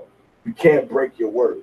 Even if somebody tricked you to get your word, you can't break your word, period. Period. You can't change it at all. Go ahead. And this is something that Israelite men need to understand now. Once I say this is what it is, I'm putting my soul on the line, man. I'm saying I'm sure. And if you go against that, you're going against your own soul. I read. Call your verse. Verse 34. When Esau Genesis 27:34. Read. When Esau heard the words of his father, he cried with an exceeding great. So Esau started to cry when he found out that his father gave a blessing to his brother. Read. And bitter crying, and said unto his father, bless me, even me, O my father. And he said, lift it up a little bit and read it right here so people look at that. You hold it one hand or two hands, so people look at the top of your head. Go ahead. bless me, even me, O my father. And he said, that brother came with guile, and have taken away thy blessing. So your brother came and took the blessing already, so I ain't got nothing to bless you with. I can't do nothing for you, man. All right, go ahead. And he said, is not he rightly named Jacob, for he hath supplanted me 2 times. He took away my birthright, and behold, now he hath taken away my blessing. And he said, hast thou not reserved a blessing for me? And Isaac answered and said unto Esau, behold, I have made him thy Lord. So the Afro-Latino natives, we are the lords over the European, over the so-called white man. That's why they always want to imitate us and be like us and be where we are, but at the same time, they hate our guts. We are their lords, but we broke Yahweh's commandments, and he put us at the bottom. All right, go ahead. And all his brethren have I given unto him for servants, and with corn and wine have I sustained him. And what? So he says, no matter what, we are going to be able to go someplace and have land to grow corn and wine on. Even though the Gentiles took it, even though we went in slavery, there's always something we can go to all throughout the Americas, get a little piece of land and grow us some grain and plant some grapes.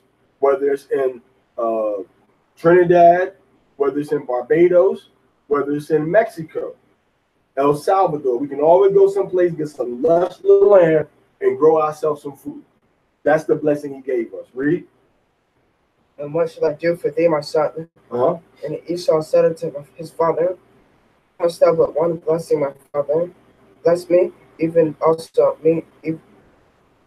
me also, O my father. And Esau lifted up his voice and wept. And Isaac his father answered and said unto him, behold, of the fat places of the earth shall be thy dwelling. So now he says of the fat place of the earth.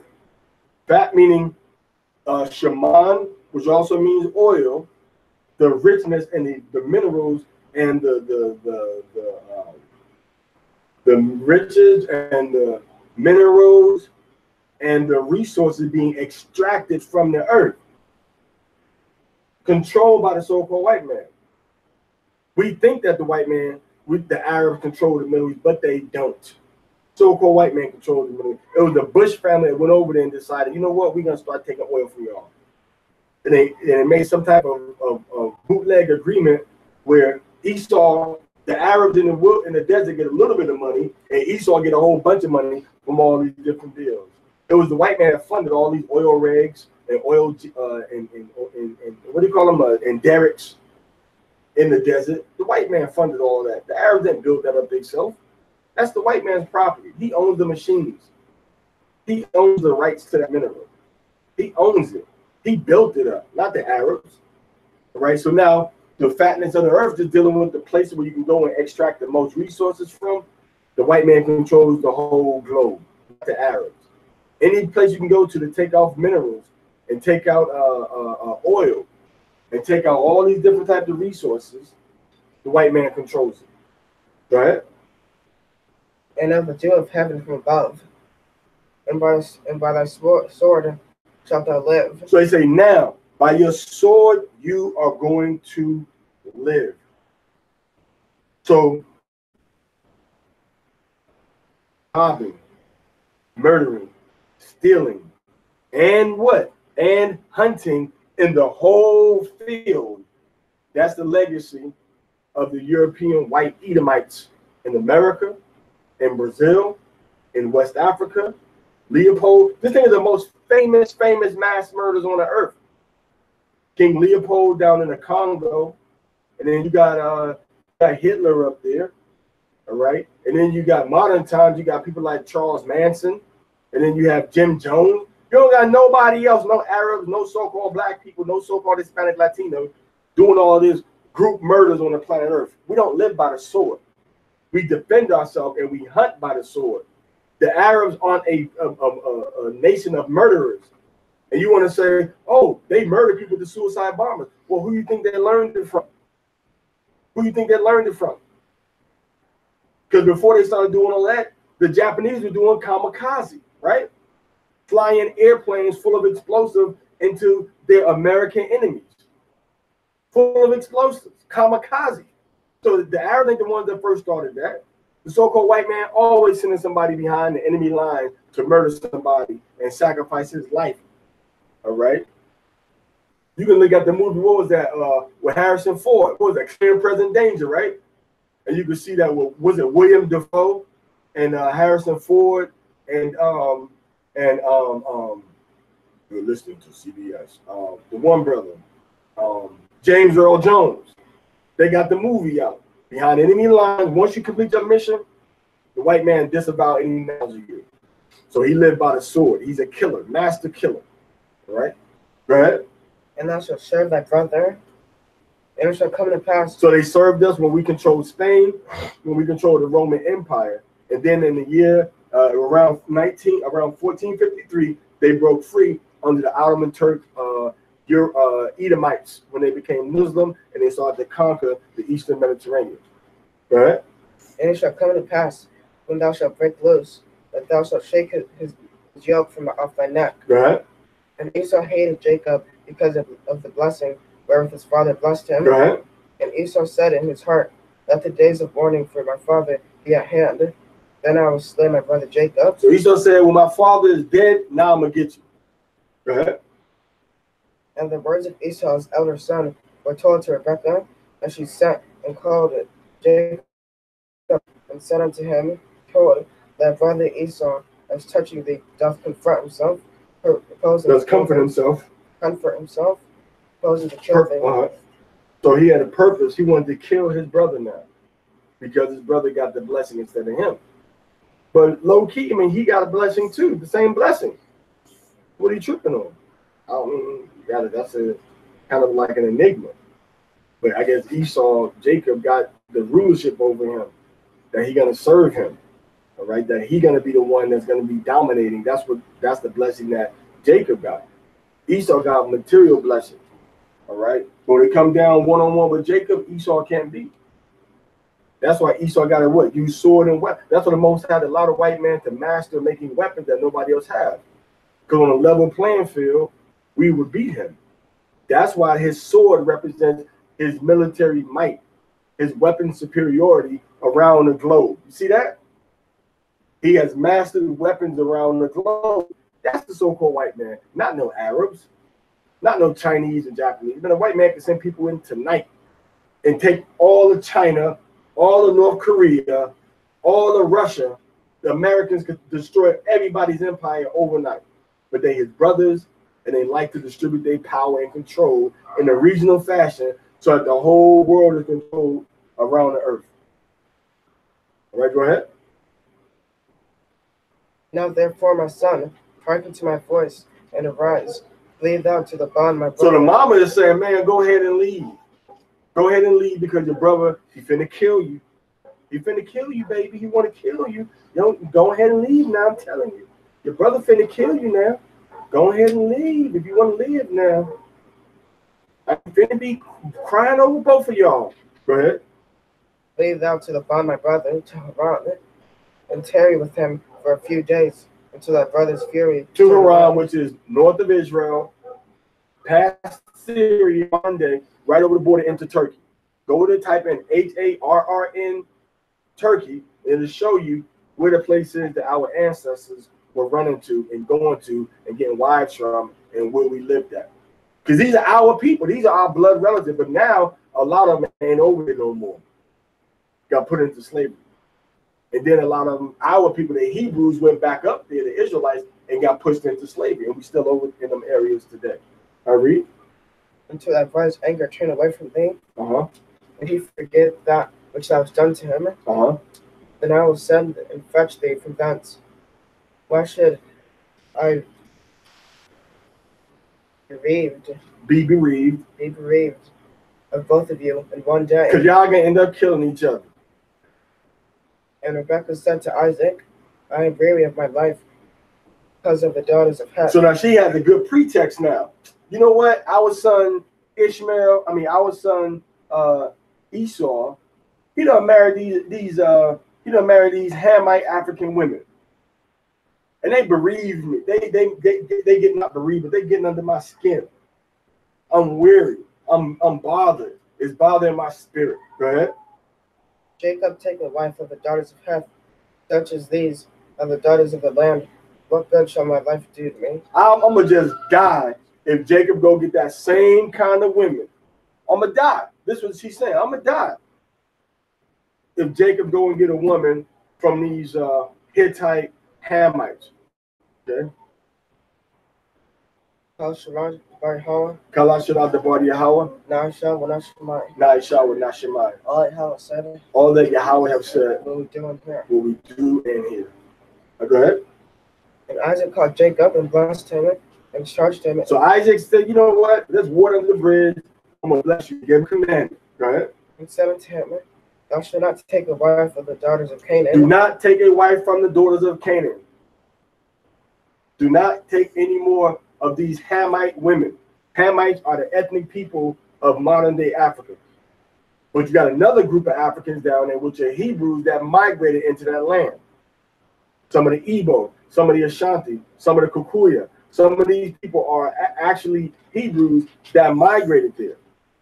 Okay? And were oppressed and enslaved by the Europeans and the Africans, but didn't make it on the boats over here. Go ahead. Arise, go to Padan Aram, to the house of Bethuel, thy mother's father, and take thee a wife from thence, of the fathers of the bond. So get a wife from your own father's family, like we see in the book of Ecclesiastes. Not your father's family, but yeah, it's your father's family because Isaac married into the family of Rebekah, and then Isaac's mother is Sarah, and that was Sarah's people was from up that same place too, right? Okay, go ahead. And Adonai Yahweh bless thee. Read that part again, man. And Adonai Yahweh bless thee. Okay, so may the Most High Power. No, this is Allah Shadia. And Allah Shadia bless thee. Well, Allah, yeah. If you look over at your Hebrew sometime, right there, it says Wa Allah Shadia, Ya Barak, right? Right. And make thee fruitful and multiply thee. So multiply us, make us fruitful with children, with wealth, with fruit and vegetables, with livestock. Go ahead. That thou mayest be a congregation of peoples. Become a large number of people. Go ahead. And give thee the blessing of Abraham. Don't mess with that. To thee and to thy seed with thee, that thou mayest inherit the land of thy sojournings, which Elohim gave unto Abraham. That's it. So you're going to inherit the land that the Most High gave unto Abraham. All that land is ours, from the Nile up to Euphrates. All of it's ours. All right. My turn.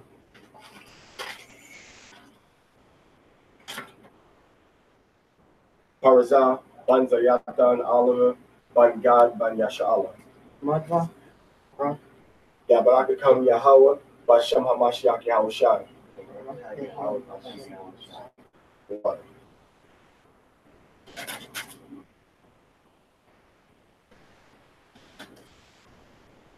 All right, so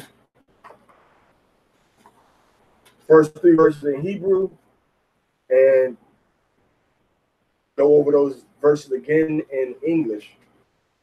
Genesis chapter 28, verses 5, 6, and 7 in Hebrew.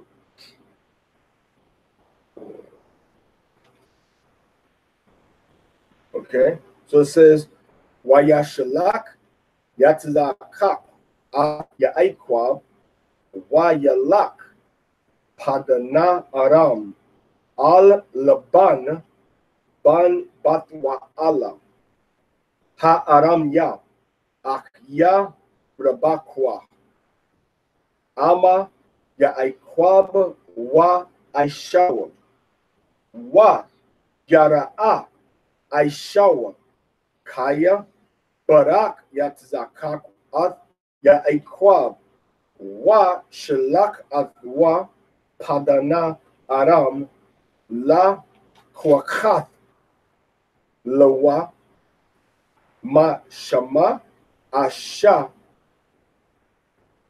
Barak Ba Barakwa Atwa Wa Yatzawa Aliyawa La Amar La A Thakwak Asha Mabanath Kanaaina. What is it? 5, 6, 7. Okay, last verse, verse 7. Wa Yashamai Yaikwab Al Abayawa Wa Al Amawa Wa Yalak Padana Aram. In English. And Isaac sent away Jacob, and he went to Padan Aram to Laban, son of Bethuel, the Aramean, the brother of Rebekah, Jacob and Esau's mother. Jacob and Esau's mother. Now Esau saw that Isaac had blessed Jacob Yaikwab and sent him away to Padan Aram to take him a wife from thence. And that as he blessed him, he gave him a charge, saying, Thou shalt not take a wife of the daughters of Canaan. And that Jacob Yaikwab hearkened to his father and his mother, and was gone to Padan Aram. And Esau saw that the daughters of Canaan pleased not Isaac his father. And Esau went to Ishmael and took unto the wives that he had Mahalath, the daughter of Ishmael, Abraham's son, the sister of, let me get this in the Hebrew, the sister of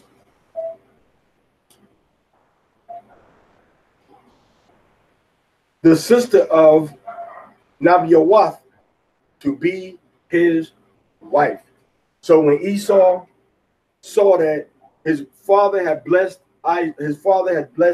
Jacob, which is the father of the Malachi,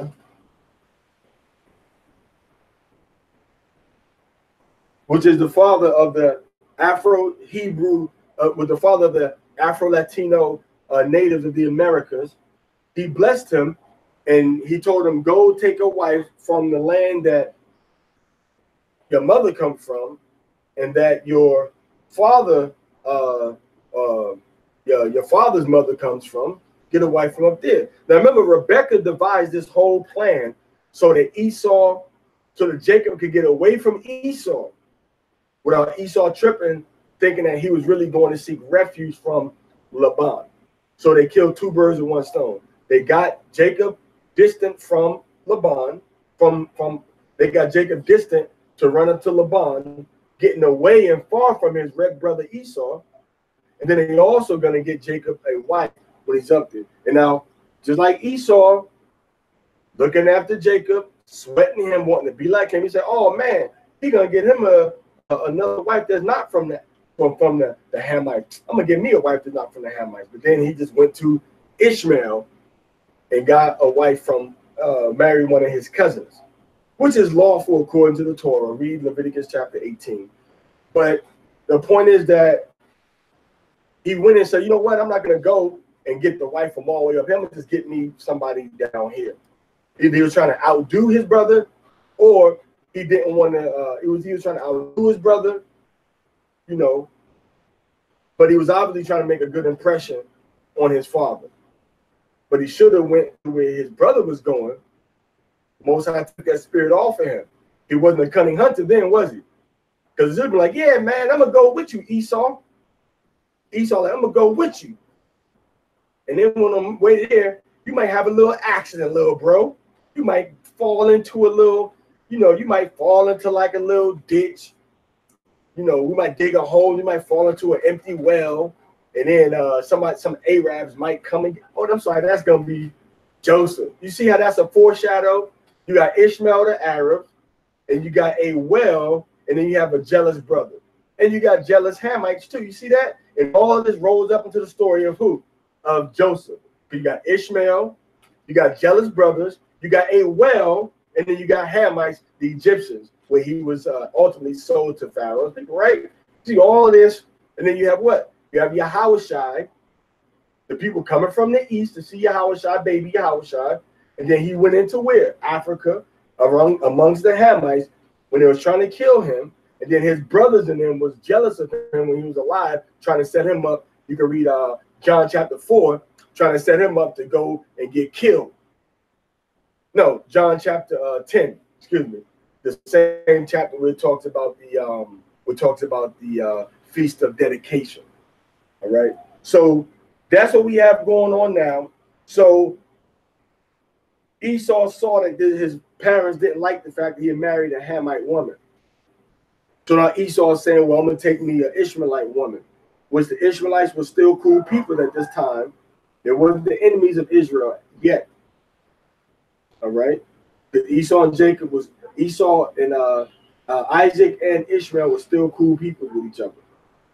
But remember, you know, Isaac had gotten the blessing over Esau, but Esau like, oh, well, man, I ain't tripping. I mean, Ishmael like, I'm not tripping.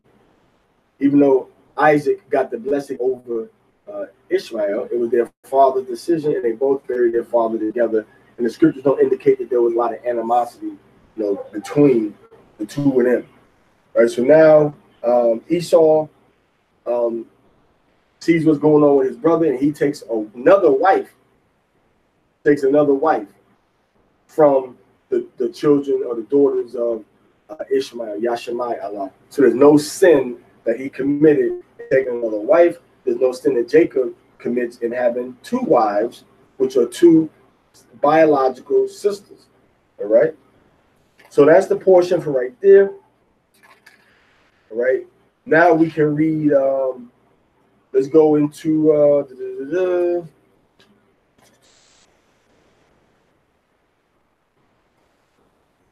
Let's go into the book of Malachi chapter 1.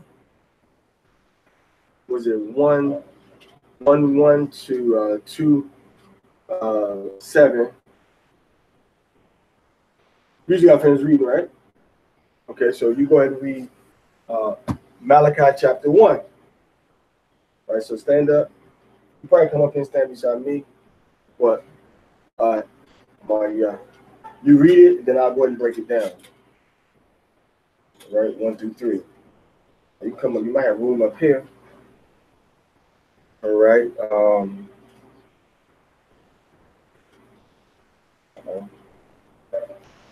Masha'al the body the Hawa Yashab Allah. Yad Malachi. All right, so go ahead and read from verse 1. Go ahead. Burden of the word of Yahweh to Yasha'Allah by Malachi. So this is a heavy thing. This is going to be something that's going to be heavy for somebody to handle. Read. I have loved you, saith Yahweh. Yahweh said he loved us in the Malachi. Now, Malachi was the last of the major prophets before we step on the scene with the Maccabees. All right. Second temple was built. People had been coming back into the land of Israel, but they were still kind of persecuting us. All right, go ahead. Yeah, he said, wherein hast thou loved us? Right. Well, how can we know that you love this? Go ahead. Was not Esau Jacob's brother? All right. So the Most High said Esau and Jacob were brothers. Go ahead. Say Yahweh. Uh-huh. Yeah, I love Jacob. I love Jacob. Go ahead. And I hated Esau. I hated Esau. So I had extreme love towards you. And I had extreme negative feelings, hate toward Esau. Go ahead. And laid his mountains and his heritage waste for the dragons of the wilderness. Laid his mountains. This is not talking about Israel. This is his mountains that he had where? In Jordan, in Petra. All right, in the Jordan area, Mount Seir. The Most High destroyed the whole kingdom that Esau had built up. You can't even tell a mighty nation lived there anymore. Okay, so he said he laid his mountains waste and gave them as a heritage for who?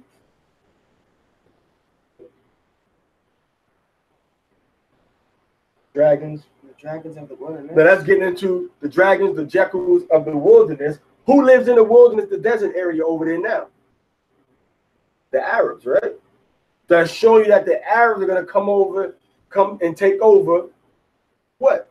The land where Esau used to be at. Now you can go and look in the book of 2nd Ezra, chapter 15, and it calls the Ishmaelite Arabs the dragons of Arabia. The dragons of Arabia. All right, go ahead. Whereas Edom saith, we are impoverished. We are impoverished. We've been beat down. We don't have no resources no more. This happened to them in their ancient homeland, and it also happened to them where? In the Americas, in Europe. Go ahead. But we will return and build the desolate places. Man, did not they build up all these desolate places where there was only snow? Did not they build up Las Vegas? Did not they build up all the places where people said nothing can ever be there? Did not he build up Alaska? Did not he build up the desert? Did not he build up all these places that was desolate and isolated where nobody wanted to go through? He made people want to come there. Arabs didn't do that. Europeans did that.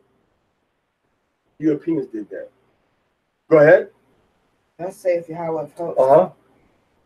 They shall build. So the Most High said they're going to build up all of their kingdom, all their empires, skyscrapers, high rises. They're going to build up the world with their economic, political, and social influence and power and domination of evil to manipulate the minds of everybody that's breathing on the planet Earth. The Most High said, yeah, you're going to build it up, but what? And I will throw down. The Most High going to throw it down. He's going to destroy everything Esau built up. And that's in Jeremiah chapter 50 goes into that. And also the book of Obadiah goes into it. Read. And they shall call them the border of wickedness. So the whole empire that Esau has built up, within everything he's doing is what? Wickedness. That's why they call everything he's doing wickedness. TV, music, radio, his clothing, his vehicles. Wickedness, you polluting the air with gas when you can make cars that run off of steam and water and electricity. Clothes, you got people wearing stuff they shouldn't be wearing, which is totally against the culture that Esau comes from, which was tunics and turbans and headbands. He got everybody wearing tight pants, tight t-shirts, tight socks, tight shoes. The TV, all types of wickedness and sin and fornication, adultery, homosexuality, pharmakia, under drug abuse, and spells and witchcraft being promoted. Right? The music, same thing as the TV. So the border of wicked, meaning what you have outlined for yourself and the inside where you are, it is all wickedness. Read. The people against whom Yahweh hath indignation forever. So Yahweh is indignant against them forever. Meaning a high level of dislike, hatred against them forever. Okay. So I am Yahweh. I will. Okay. Go ahead. And your eyes shall say it, and you shall say it. Yahweh will be magnified from the border of Yashar'Allah. Yahweh is great beyond the border of Yashar'Allah. So the power of Yahweh is going to be amplified and known in us. From where? From the places of our exile. From the places where we were scattered through the four corners of the earth. See that? Go ahead. The son honoreth his father, and a servant his master. If then I be a father, where is mine honor? And if I be a master, where is my fear? Read louder, and you book up some. Go ahead. Saith Yahweh close unto you, O priest that despise my name, and you say, wherein we despise thy name. So you disrespect the name of Yahweh. We don't honor him as our father and as our master. We constantly make excuses of why we don't do something or why we can't do something. Because we in captivity. Or because we're going to lose our job. Well, if you ain't ready to lose your job in your life for the God that you serve, you ain't serving the right God. You ain't serving the God of Israel. Because this book right here, this Torah is filled, this Torah and Haftorah is filled of examples of people that put their life on the line to obey Yahweh and walk in his commandments. Continue. You offer polluted bread at mine altar, and you say, wherein have you polluted thee? And that you say, the table of Yahweh is contemptible, and you offer the blind for sacrifice, is it not evil? And you offer the lame and sick, is it not evil? So you taking things that you don't want and giving that to Yahweh. Things that you don't want, you done the best you can with all you got, and now you're gonna take the worst and give it to Yahweh. When I worked my job, I went to Red Lobster and ate off these unclean plates. Now I'm gonna give Yahweh, 2 hours after I get off work on Friday night or on Saturday morning. And specifically talking about the sacrifices that we were making to Yahweh, taking the things that nobody else wanted. Go ahead. Offer it now unto thy governor. Will he be pleased with thee? Or accept that person, saith Yahweh of hosts. And now I pray. So if you have a person on the earth, go ahead. And so if you have a person on the earth that's over you in a position of authority, you're not going to give them the worst of what you got. All right. You're not going to give them the worst of what you got. All right. And if you was a folk or something, or if you was in the Gangster Disciple, GD Nation, and you got your gov, you ain't gonna give your gov some old crap. You're not gonna give your governor some crap, something that you don't want as an offering to him out of respect of his position and his authority. You're not gonna give him something like that. You're not gonna give a boss. You're not gonna give your state governor, your local leader, something that you don't want as a gift. They're supposed to respect and honor and cause them to have favor upon you and to have more love and respect for you. You're not gonna do that. So don't do the Most High like that. Give him your best time. Give him your best offerings. Give him your best brain. Okay? You got the choice of either the Most High wants your time, and he wants you to share that time with others to wake them up and bring them to him so they can repent, keep his commandments. I gotta work. I can't do that because I gotta work. Well, when I don't gotta work, when I got some free time, when my family is the way I want them to be, and everybody has done what I want them to do, then I can go and do something for the Most High.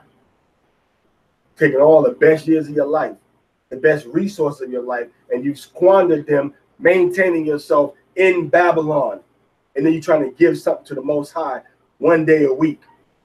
What the hell kind of God you serving, man? What kind of God you serving? You give him one day a week. He didn't say remember me one day a week. He said keep one day a week holy. Every day of the week is supposed to be the days for the Most High to be honored and respected and uplifted. And you want to try to give the Most High one daggone day a week, man. Well, try that with your wife. Try that with your governor. I'm gonna focus on this political arrangement one day a week. I'm gonna offer you things that are lame. I'm gonna offer you things that are sick. I'm gonna offer you things that are blind, that you have no use for, that I don't want. That's the point that the moral is pointing out, that you offering things to the Most High that you don't want, and you know better because it's law, commandments, and statutes. Say, don't sacrifice something to the Most High if it ain't perfect. That's what the Most High said in His word. But our priests of Israel found a way around that. They found a way around. So they were keeping the best for themselves and giving the crap to the Most High. Same thing our people doing now. Go ahead. And now I pray you. Lift it up a little bit. Go ahead. And now I pray you. Go ahead. Beseech Elohim that He will be gracious unto us. This hath been by your means, but He will guard your persons and the hollow of hosts. Who is there even among you that will shut the doors for naught? Neither do ye kindle fire on my altar for naught. I have no pleasure in you, saith the hollow of hosts. So Moses said, all these special rituals y'all going through is for nothing. In vain. It's for naught. It's for nothing. Okay? The Most High, I mean, you got Israelites. I'm going to give you an example. What you lighting incense for in some profane, dirty place, unholy land, without the sons of Aaron. I didn't say Levi. I said without the sons of Aaron outside the temple of the Most High.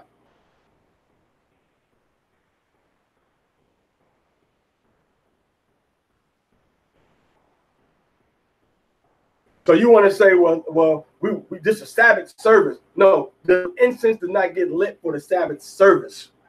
The incense got lit every day of the week, and it got lit in the temple of Yahweh on the holy day. Not in the synagogue, because we weren't supposed to kindle fire on the Sabbath. The Most High never said, except for when you light an incense on the Sabbath day. Your place of worship, your school, your house is not no temple of the Most High. And you ain't no priest of the sons of Aaron. And you definitely ain't from the family of, Zechariah, John's father, that was offering the incense at the altar of the Most High, right? That ain't your job. You ain't from that family. And once again, you ain't at the temple. So we ain't supposed to be offering up no incense to the Most High outside of Jerusalem on the Sabbath day. During the week, to burn incense to your heart's desire. But these were things that were offerings to the Most High.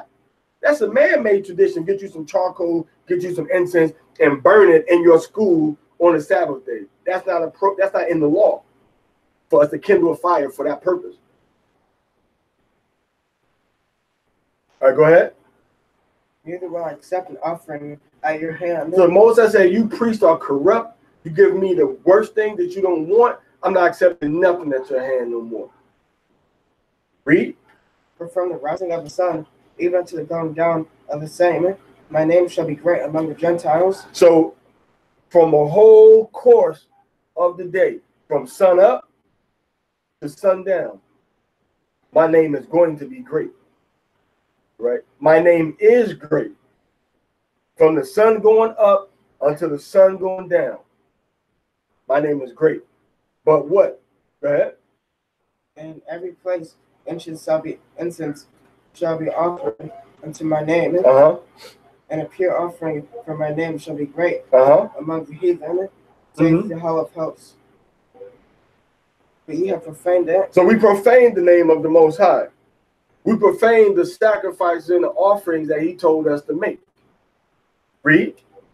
And thou he said, the table of Yahweh is polluted, and the fruit thereof, even as meat, is contemptible. Go ahead. So we say, oh no, it's contemptible. I have no respect for what the Most High gave us. They don't have no respect for the cycle that was being perpetuated by the children of Israel that the Yahweh had commanded us to do in the way he told us to do it. But that's what they did with their actions. They did that with their actions. Go ahead. He said also, behold, what a weariness it is, isn't it? And he has snuffed at it, saith Yahweh of hosts. And he brought that which was torn, and the lame, and the sick. Thus he brought an offering. Should I accept this of your hand, saith Yahweh? So that's kind of going into how Yahweh Shai went into that temple, regulating and putting everybody in check. So you bringing all these things to me that's inappropriate. You think I'm going to accept it? Is what Yahweh said. So how much less you giving the Most High around your wife's schedule, around your husband's schedule, around your children's schedule? That's how you decide what commandments you're going to keep and when, according to what's convenient for you. He has said it in his word. Be prepared to do it when you read it. If not, then you a fake-alike. Not no Israelite. That's why, like we read the other day in the book of Romans, they are not all Israel which are of Israel. So they ain't all walking in the covenant of our fathers just because they come from our fathers. I read. Cursed be the deceiver. Cursed be the deceiver. So you bring a curse upon yourself that does what? Which hath in his flock a male. Okay. And voweth and sacrificeth unto Yahweh a corrupt thing. A corrupt thing you sacrifice to the Most High. You got this male inside your flock was supposed to be females. You vowing and you sacrifice to the Most High something that's corrupt with blemishes. The Most High don't want it. He don't want it. Give the Most High your all in everything in serving him, and he will reward you and bless you. Give him less, and you cursing him, he's going to curse you. Go ahead. For I am a great king. Yahweh is a great king. Go ahead. Saith Yahweh of hosts. And my name is dreadful among the heathen. His name is dreadful among the heathen. That's why people can't really go up with Yahweh. You got Yahuwah, you got Yehovah, you got Jehovah, but his real name, which is Yahweh, you don't have hardly no white people trying to say, oh, white people love the name Yahuwah. They love Yahweh. Matter of fact, they're the ones that first started saying it first. It was Afro-Hebrews, black Hebrews, descendants of the slave trade in America, that started pushing widespread the name Yahweh. The white man started pushing Yahuwah. It was a white man started pushing Yahweh. It was a white man started pushing Jehovah. Now it was Benjamites that started pushing Yah. And it was Judah that started pushing Yahweh. Because the Most High's true name is dreadful among the heathen. So keep on saying and using them names that the heathen like to use. Go to chapter 2. And now, O ye priests, this commandment is for you. This Most High said, for you brothers out there, you want to call yourself a priest? What was a priest? The priest was the sons of Aaron. Not every Levite was a priest. So just because you got every Levite in Israel now want to say we priest. All of y'all ain't priests. If you can't find yourself from the family tree of Aaron, you can't say you're a priest. There's no prophecies concerning the family of Aaron. There's prophecies concerning the Levites in general, not Aaron's family specifically. It's for Levi, not Aaron. But if you do want to call yourself, say you're from Aaron's family, right? Now you got to say you come from you got to find out if you're from the family of Zadok. Because the Most High said after the exile, he ain't dealing with Aaron's family no more, only with the sons of Zadok to be the priest before him. Read the book of Ezekiel, written in the Babylonian captivity. And after Jerusalem was destroyed, the Most High say, when y'all get back in the land and get the temple back up, the sons of Zadok is going to be my priests, not the rest of y'all. Okay? You will not hear, and if you would not lay it to heart, to give glory unto my name. Go ahead. Saith the Yahweh of hosts. I will even send a curse upon you. So the Most High sent the curse upon the priest of Israel. Now you got something you can look for. Who is the most cursed among the Haitians? And then you might find Levi. I mean, the most cursed among the tribe of Levi in Haiti. And then you might find the people that are the children of the ancient priests. But you brothers that make it over to America, they got good families, good job. Every Levite family got real estate in New York City. Every Levite family got real estate in New York City. Y'all ain't the curse of Israel, so y'all the main ones saying that y'all are the priests. Ain't no Israelite family in America living cursed like the ones in Haiti. So y'all the last ones to try to say that y'all are the priests. Because the Most High said that I'm going to bring a curse upon the children of Levi. And specifically, the priest. Go ahead. And I will curse your blessings. Uh-huh. Yea, I have cursed them already, because you do not lay it to heart. So the blessing of freedom, the ones that can't get out of Haiti, that's stuck there, that's still in deep, dire poverty, those are the ones that the Most High put this curse upon as the priest. Go ahead. Hold it. I'll corrupt your seed and spread dung upon your faces. The ones that was down there in Haiti spread dung on your faces, right? Now, what happened in Haiti with dung? Who remembers? Sometimes they were eating dung cakes, and also eating the clay from the soil, eating those cakes. So that's an example of the curses that the Most High brought upon the priests of the tribes of Levi, families of Levi. Read. Even the dung of a solemn feast. Mm-hmm. And one shall take you away with that. Uh-huh. And you shall know that I have sent this commandment unto you. Mm-hmm. That is my covenant, might be with Levi. That my covenant might be with Levi. Go ahead. Saith Yahweh of hosts. Uh-huh. My covenant was with him in peace, of life and peace. Of life and peace. Go ahead. And I gave them to him. Gave him life and peace. Go ahead. For the fear wherewith he feared me. So Levi feared the Most High. Read.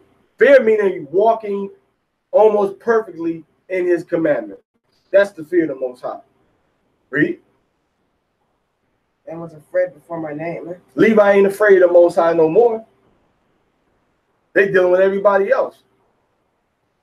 They dealing with Danbala, dealing with all types of luas. Go ahead. All types of Rangu. Go ahead. The law of truth was in his mouth. Uh-huh. And iniquity was not found in his lips. Go ahead. He walked with me in peace, and equity, and to turn many away from iniquity. Uh-huh. For the priest's lips should keep knowledge. So keep the what? Knowledge. Keep knowledge. Go ahead. And they should seek the law at his mouth. They should seek the law at his mouth. How many of you Levites out there are really studying your law? You worried about making posts on Facebook. You worried about building a congregation. You worried about getting a wife. You worried about your children. You worried about your job. The Most High said that the priest, you should be seeking the law at his mouth. Go ahead. For he is the messenger of Yahweh of hosts. How many of y'all Levites are the messenger of the Most High of hosts to give the message of the Torah to his people? How many? How many of you Levites out there are really serious and dedicated to learning and studying the laws and commandments of the Most High? See? So this is what the word of the Most High said. And that's why the Most High cursed Levi, because y'all got a stiff heart. You got a stiff neck. You see the truth with your own eyes, and your butt still don't want to do it. You got some type of good excuse of why this don't apply to you in the year 2018. But then you want to call yourself a priest of the Most High. But you don't want to make the law of the Most High, the Most High's primary message to us. You don't want to make that the priority in your life above all things. You want to give him a corrupt thing. And a lot of y'all calling yourself a priest, y'all definitely ain't taking no wives that's virgins. That's what the Most High said that the high priest had to do, that the priests and Levites had to do. And if you took a widow, she had to be the wife of a priest. See that? So now, but now we know you might have some adjustments so that when look at the fine tuning of that law. But the point is that the priest's lips are supposed to have the knowledge so that we can, the knowledge of what? It says that they should seek the law at his mouth, the knowledge of the law, a thorough understanding of the commandments of the Most High Yahweh. Right? So now we can have Adiyasha come up and read the Matthew chapter 10, verse 21 through 38. Matthew 10, verse 21 through 38.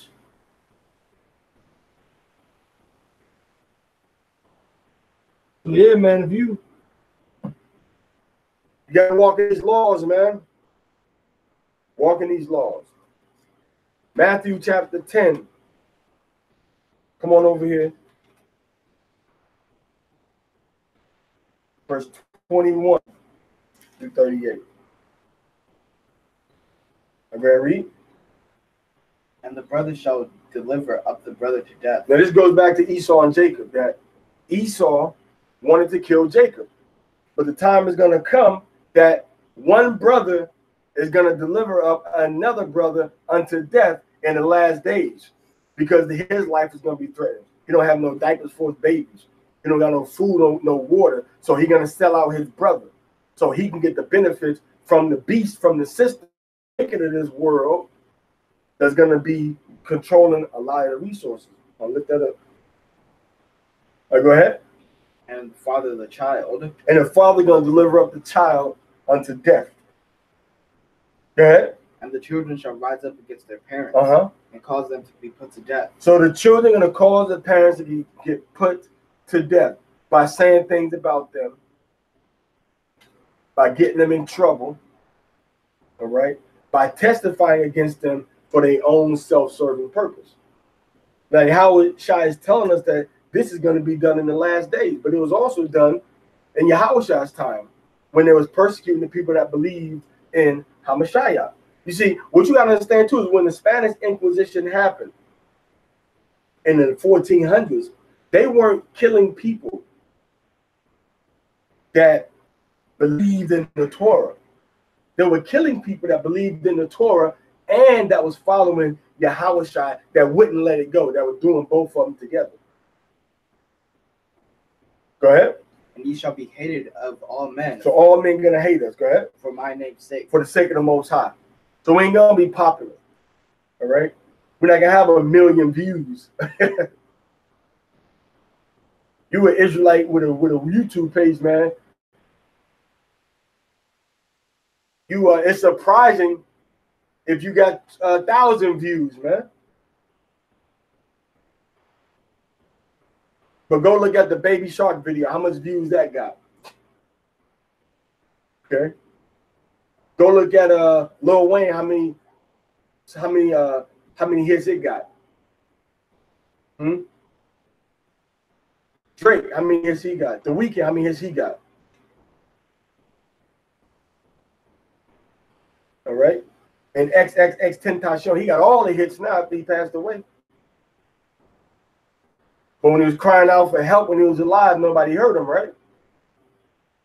The scripture said we're going to be hated for the sake of the Most High. Go ahead. All men for my name's sake. But he that endureth to the end shall be saved. You got to stay strong, endure to the end, and do the right thing, man. You got to do what is right in the eyes of the Most High. You can't follow after the wickedness, man. You got to do the right thing. Those that endure to the end, those are the ones that's going to be saved. Go ahead. But when they persecute you in this city, flee ye into another. So Yahweh said, when you get persecuted in the city, go to another city. So some people say, oh, no, they're persecuting Israelites over there, man. Don't go there. Now we supposed to say, okay, they persecute us here. We still got to take the gospel there. Right? Over in India, they beating people from a lower caste system, from a lower part of their society, because the person had on some nice sandals. Can you believe that haterism? Man, look at these nice sandals. Beat his butt. You're not to be having those sandals like that. You're not to be walking with good sandals on. You have to be beaten. This is not right. You're from the different caste system. You're Dalit. Dalit cannot wear sandals like this. Dalit cannot wear sandals like this. So then they beat them because they had on some nice sandals, man. So imagine when you go there saying, y'all heathens. The CD is the Israelite and chosen people. You're going to get persecuted, might get beat too. I tasted a little bit of it over there when I was in India. And it didn't feel good. It didn't feel good. But it felt blessed. Because now I see the scripture was getting fulfilled. Go ahead. For verily I say to you, you shall not have gone over the cities of Israel until the Son of Man become. So that's so that we have to go back to Israel to wake up our people and bring them back to Yahushua HaMashiach. And we ain't even going to finish doing all of that before Yahushua returns to get us. To bring us, to deliver us from the destruction that they're going to try to put upon us. Read. The disciple is not above his master, nor the servant above his Lord. It is enough for the disciple that he be as his master, and the servant be as his Lord. If they have called the master of the house Beelzebub, how much more shall they call them of his household? So if they call Yahushua name saying he was working with the demons, Satan, how much more are they going to call us? Read. Fear them not, therefore, for there is nothing covered that it shall not be revealed, and hid that shall not be known. So don't even trip, because everything's going to come out in the wash. The true service of the Most High is going to be revealed in due time. Just be patient. Read.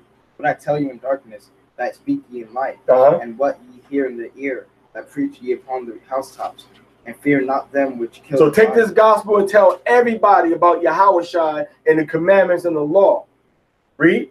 And fear not them which kill the body. Don't fear nobody that can put your body to death. Read. But are not able to kill the soul. But they can't kill your soul. Read. But rather fear him that which is able to destroy both soul and body. Fear the person that can destroy your body and your soul in what? Hell. So how your soul gonna destroy a nuclear fire? That ain't talking about no nuclear fire. That's talking about actual burning. Because nuclear fire don't destroy your soul. Especially not if you believe in reincarnation. How your soul gonna get burned up by fire that's on this earth? So destroying your body and your soul in hell is talking about the Most High putting you into that torment. Then after that, going into that what? That lake of fire. Okay, read. Are not two sparrows sold for a farthing? And one of them shall not fall on the ground without your Father. Meaning everything is in the hands of the Most High. Everything is being protected by the Most High. And he's not going to let nothing happen to his children. Their soul is not going to be destroyed. The flesh might get corrupted, might get destroyed, but the soul is going to be preserved. Read. But the very hairs of your head are all numbered. Fear ye not thereof. Therefore ye are of more value than sparrows. Whosoever therefore shall confess me before men. Whosoever confess me before men. Him will I confess also before my Father which is in heaven.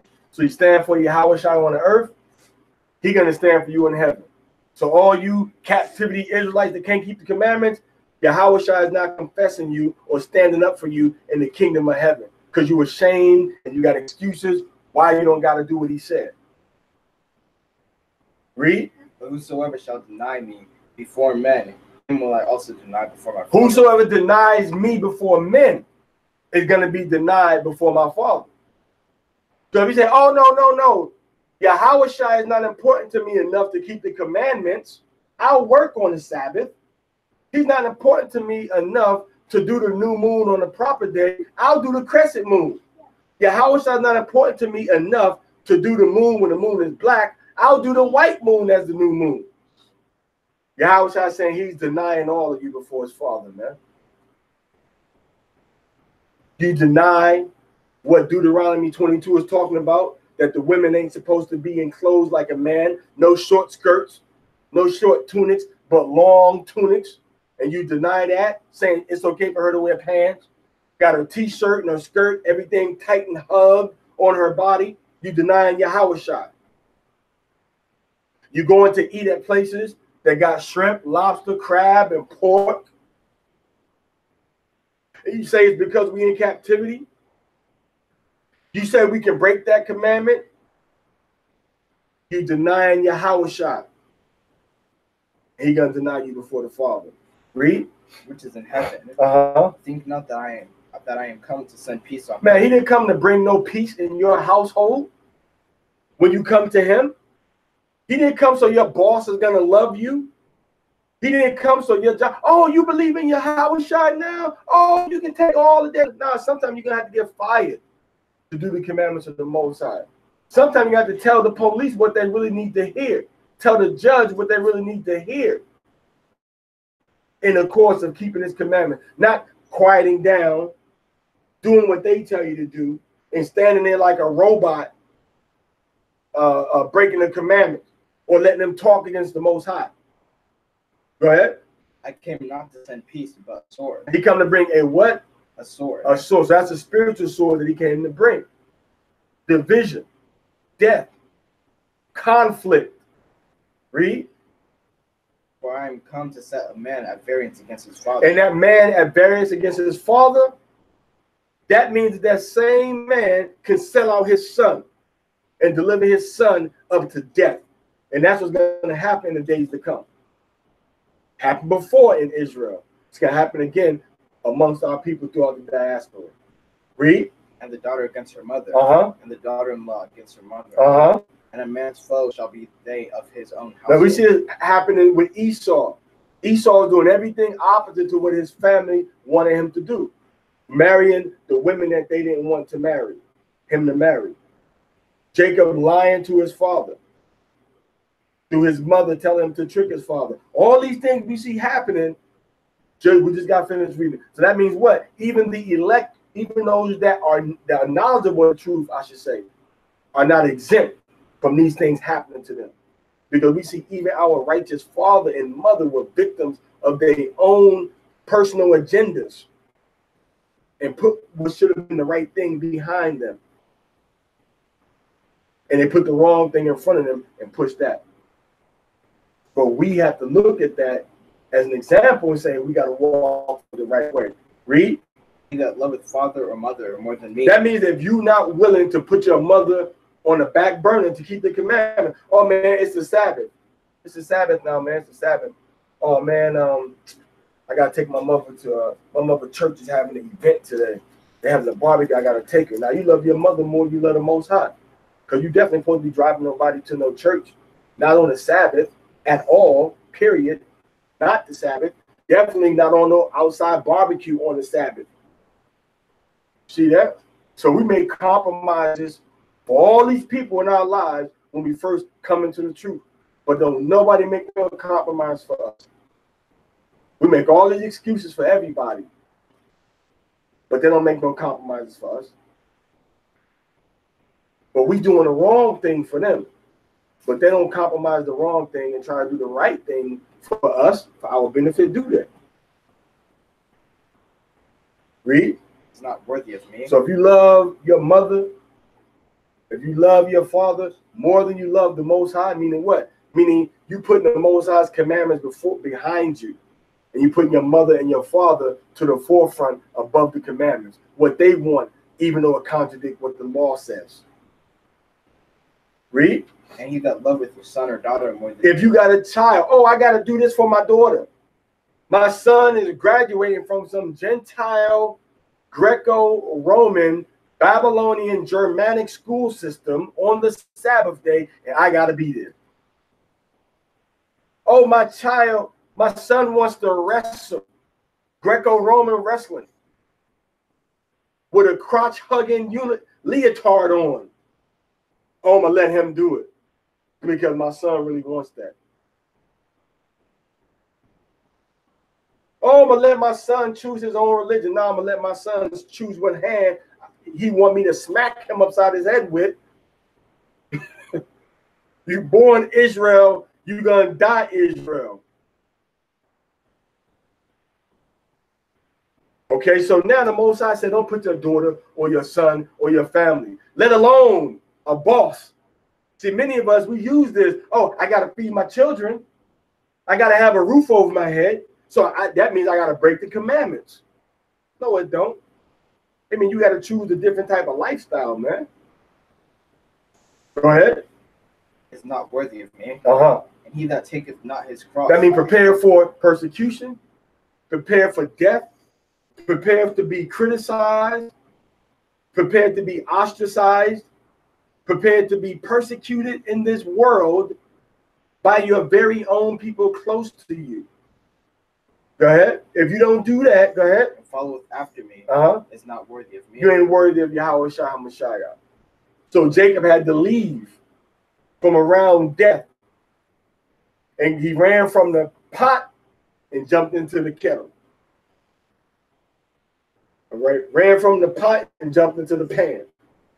Went to his brother, his uncle Laban, and Laban tried to get him. Man, worked 7 years. Oh, my bad. This daughter, I thought you were talking about this one, man. This worked for another 7 years.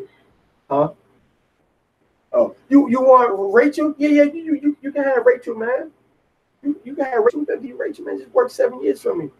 Marriage night. Swap the daughters out. Give the one daughter, Leah, who was tender-eyed, like, oh, okay. But Rachel said she was pretty, like, wow. Leah was tender-eyed, like, oh, okay. Right. So now, when they did that, he swapped the daughters out. Then he said, oh, man, it's a tradition. You got to marry the oldest daughter first. Okay, bro, so why you ain't told me that the past 7 years I've been working for you, that you're going to give me your oldest daughter on the night of the marriage instead of giving me the youngest daughter who I've been working for you for? What you say, man? You confused me. You lost me. Say that again. I don't understand what you look, man. Man, you confused. I'm an old man. I don't know what look. This is what we're gonna do. Man, just working up 7 years, and I give you Rachel too. I ain't trying to go through all this. It's confusing me, man. And Jacob said, "Okay, cool." He worked for another 7 years, but he got tricked. All right. So Jacob ran from one situation to another, and who created that whole situation? Rebecca, his mother, the woman. Yahweh bless her, that's our mother. And then when it come to what is that? And then when it came to when it came to our mother Eve, Kawah. I'm gonna just chill here till they cut that one back on. When the Most High with Kawah, what did she do? She said, "Oh well, I'm gonna go ahead and eat of this fruit of the tree of the knowledge of good and evil." So you gotta look at this thing very carefully, man, and see that you're not above your house. We're gonna go through persecution. Ultimately, this is showing us what also we're gonna go through the same experiences, the same tests, the same trials that our mothers and our fathers went through. We gotta be ready, because they've already warned us and showed us. The house is telling us that these things are going to come. So when the test comes to where you're going to choose your son and his blessing over being honorable to your husband, our mother Rebecca, she chose the blessing. She didn't choose to be honorable. She dishonored our father Isaac, right? She had a good reason, she said. All right, so now we have to walk in the ways of our forefathers, but we have to learn from the things that they did that the Bible tells us that we know, according to the laws, were wrong things to do. And dealing with that Hamite woman, that was a wrong thing to do. Dealing with the family that we come from, that was the right thing to do. All right, so that's the portion, that's the Torah for the day. 2 hours and a half, 2 hours and 34 minutes. All praise to Yahweh, Bashem, Hamashiach, Yahweh Shai. All right. So with that, we're going to conclude and make sure you remember that Yahweh is the God of Abraham, Isaac, and Jacob. That we must repent, turn from our sins, and obey the commandments of Yahweh, and believe on his son Yahawashi HaMashiach, and walk in the commandments and the laws that were given to Moses, to his chosen people, the children of Yasha, which are the Afro-Latino natives in North, Central, South America, and the Caribbean. And that his son, Yahawashi, is called Jesus Christ by the world. But his real name is Yahawashi, which is a black man that died for our sins. And now we have to also make sure that when December 6th comes, that we are keeping the new moon on December 6th, so-called Thursday night. December 6th. From Thursday to Friday is the new moon. Thursday night, Friday night is the new moon. What's the 10th new moon? Will be the 10th new moon. And also that Passover will start on April 18th. Passover starts on April 18th. And we have to observe the Passover as a holy day. All right. Now we're going to see if we have any questions or comments from anybody. If anybody wants to say. And if not, we're going to just go ahead and just close out. Okay, let's close out. Piti Jacob là, como il est là, mon frère, Dieu tout-puissant Yahweh, béni you. Okay, go ahead, keep going.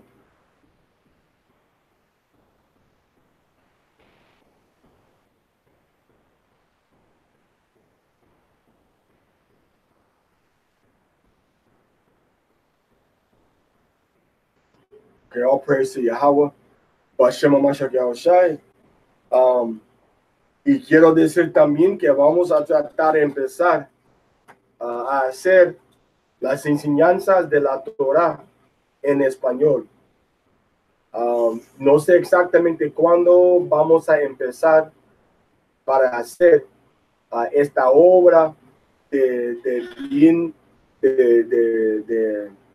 mucha importancia para nuestra gente, que pueden entender español mejor que pueden entender inglés. Pero porque tenemos que compartir la verdad de Yahweh con todas nuestras tribus, hasta los que hablan español también. Porque yo puedo hablar español, pero estoy más cómodo hablando inglés. Pero no hay muchos que están enseñando la verdad que enseño en español. Están más, yo veo nuestra gente, están copiando los Ashkenazi, están copiando los europeos que se llaman judíos. No tiene, mucha gente nuestra no tiene el espíritu de los hebreos.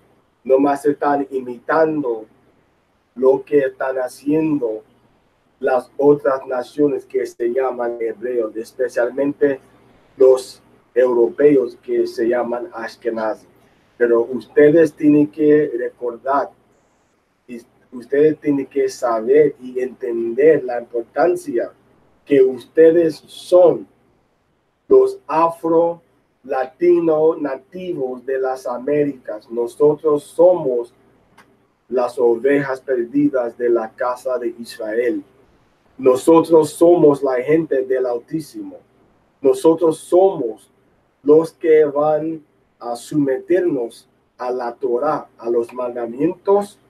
Y cuando nosotros hacemos esta cosa, nosotros vamos a estar como salvados del mundo que nos conquistó, de las cuatro esquinas del mundo. Okay, so shalom to everybody.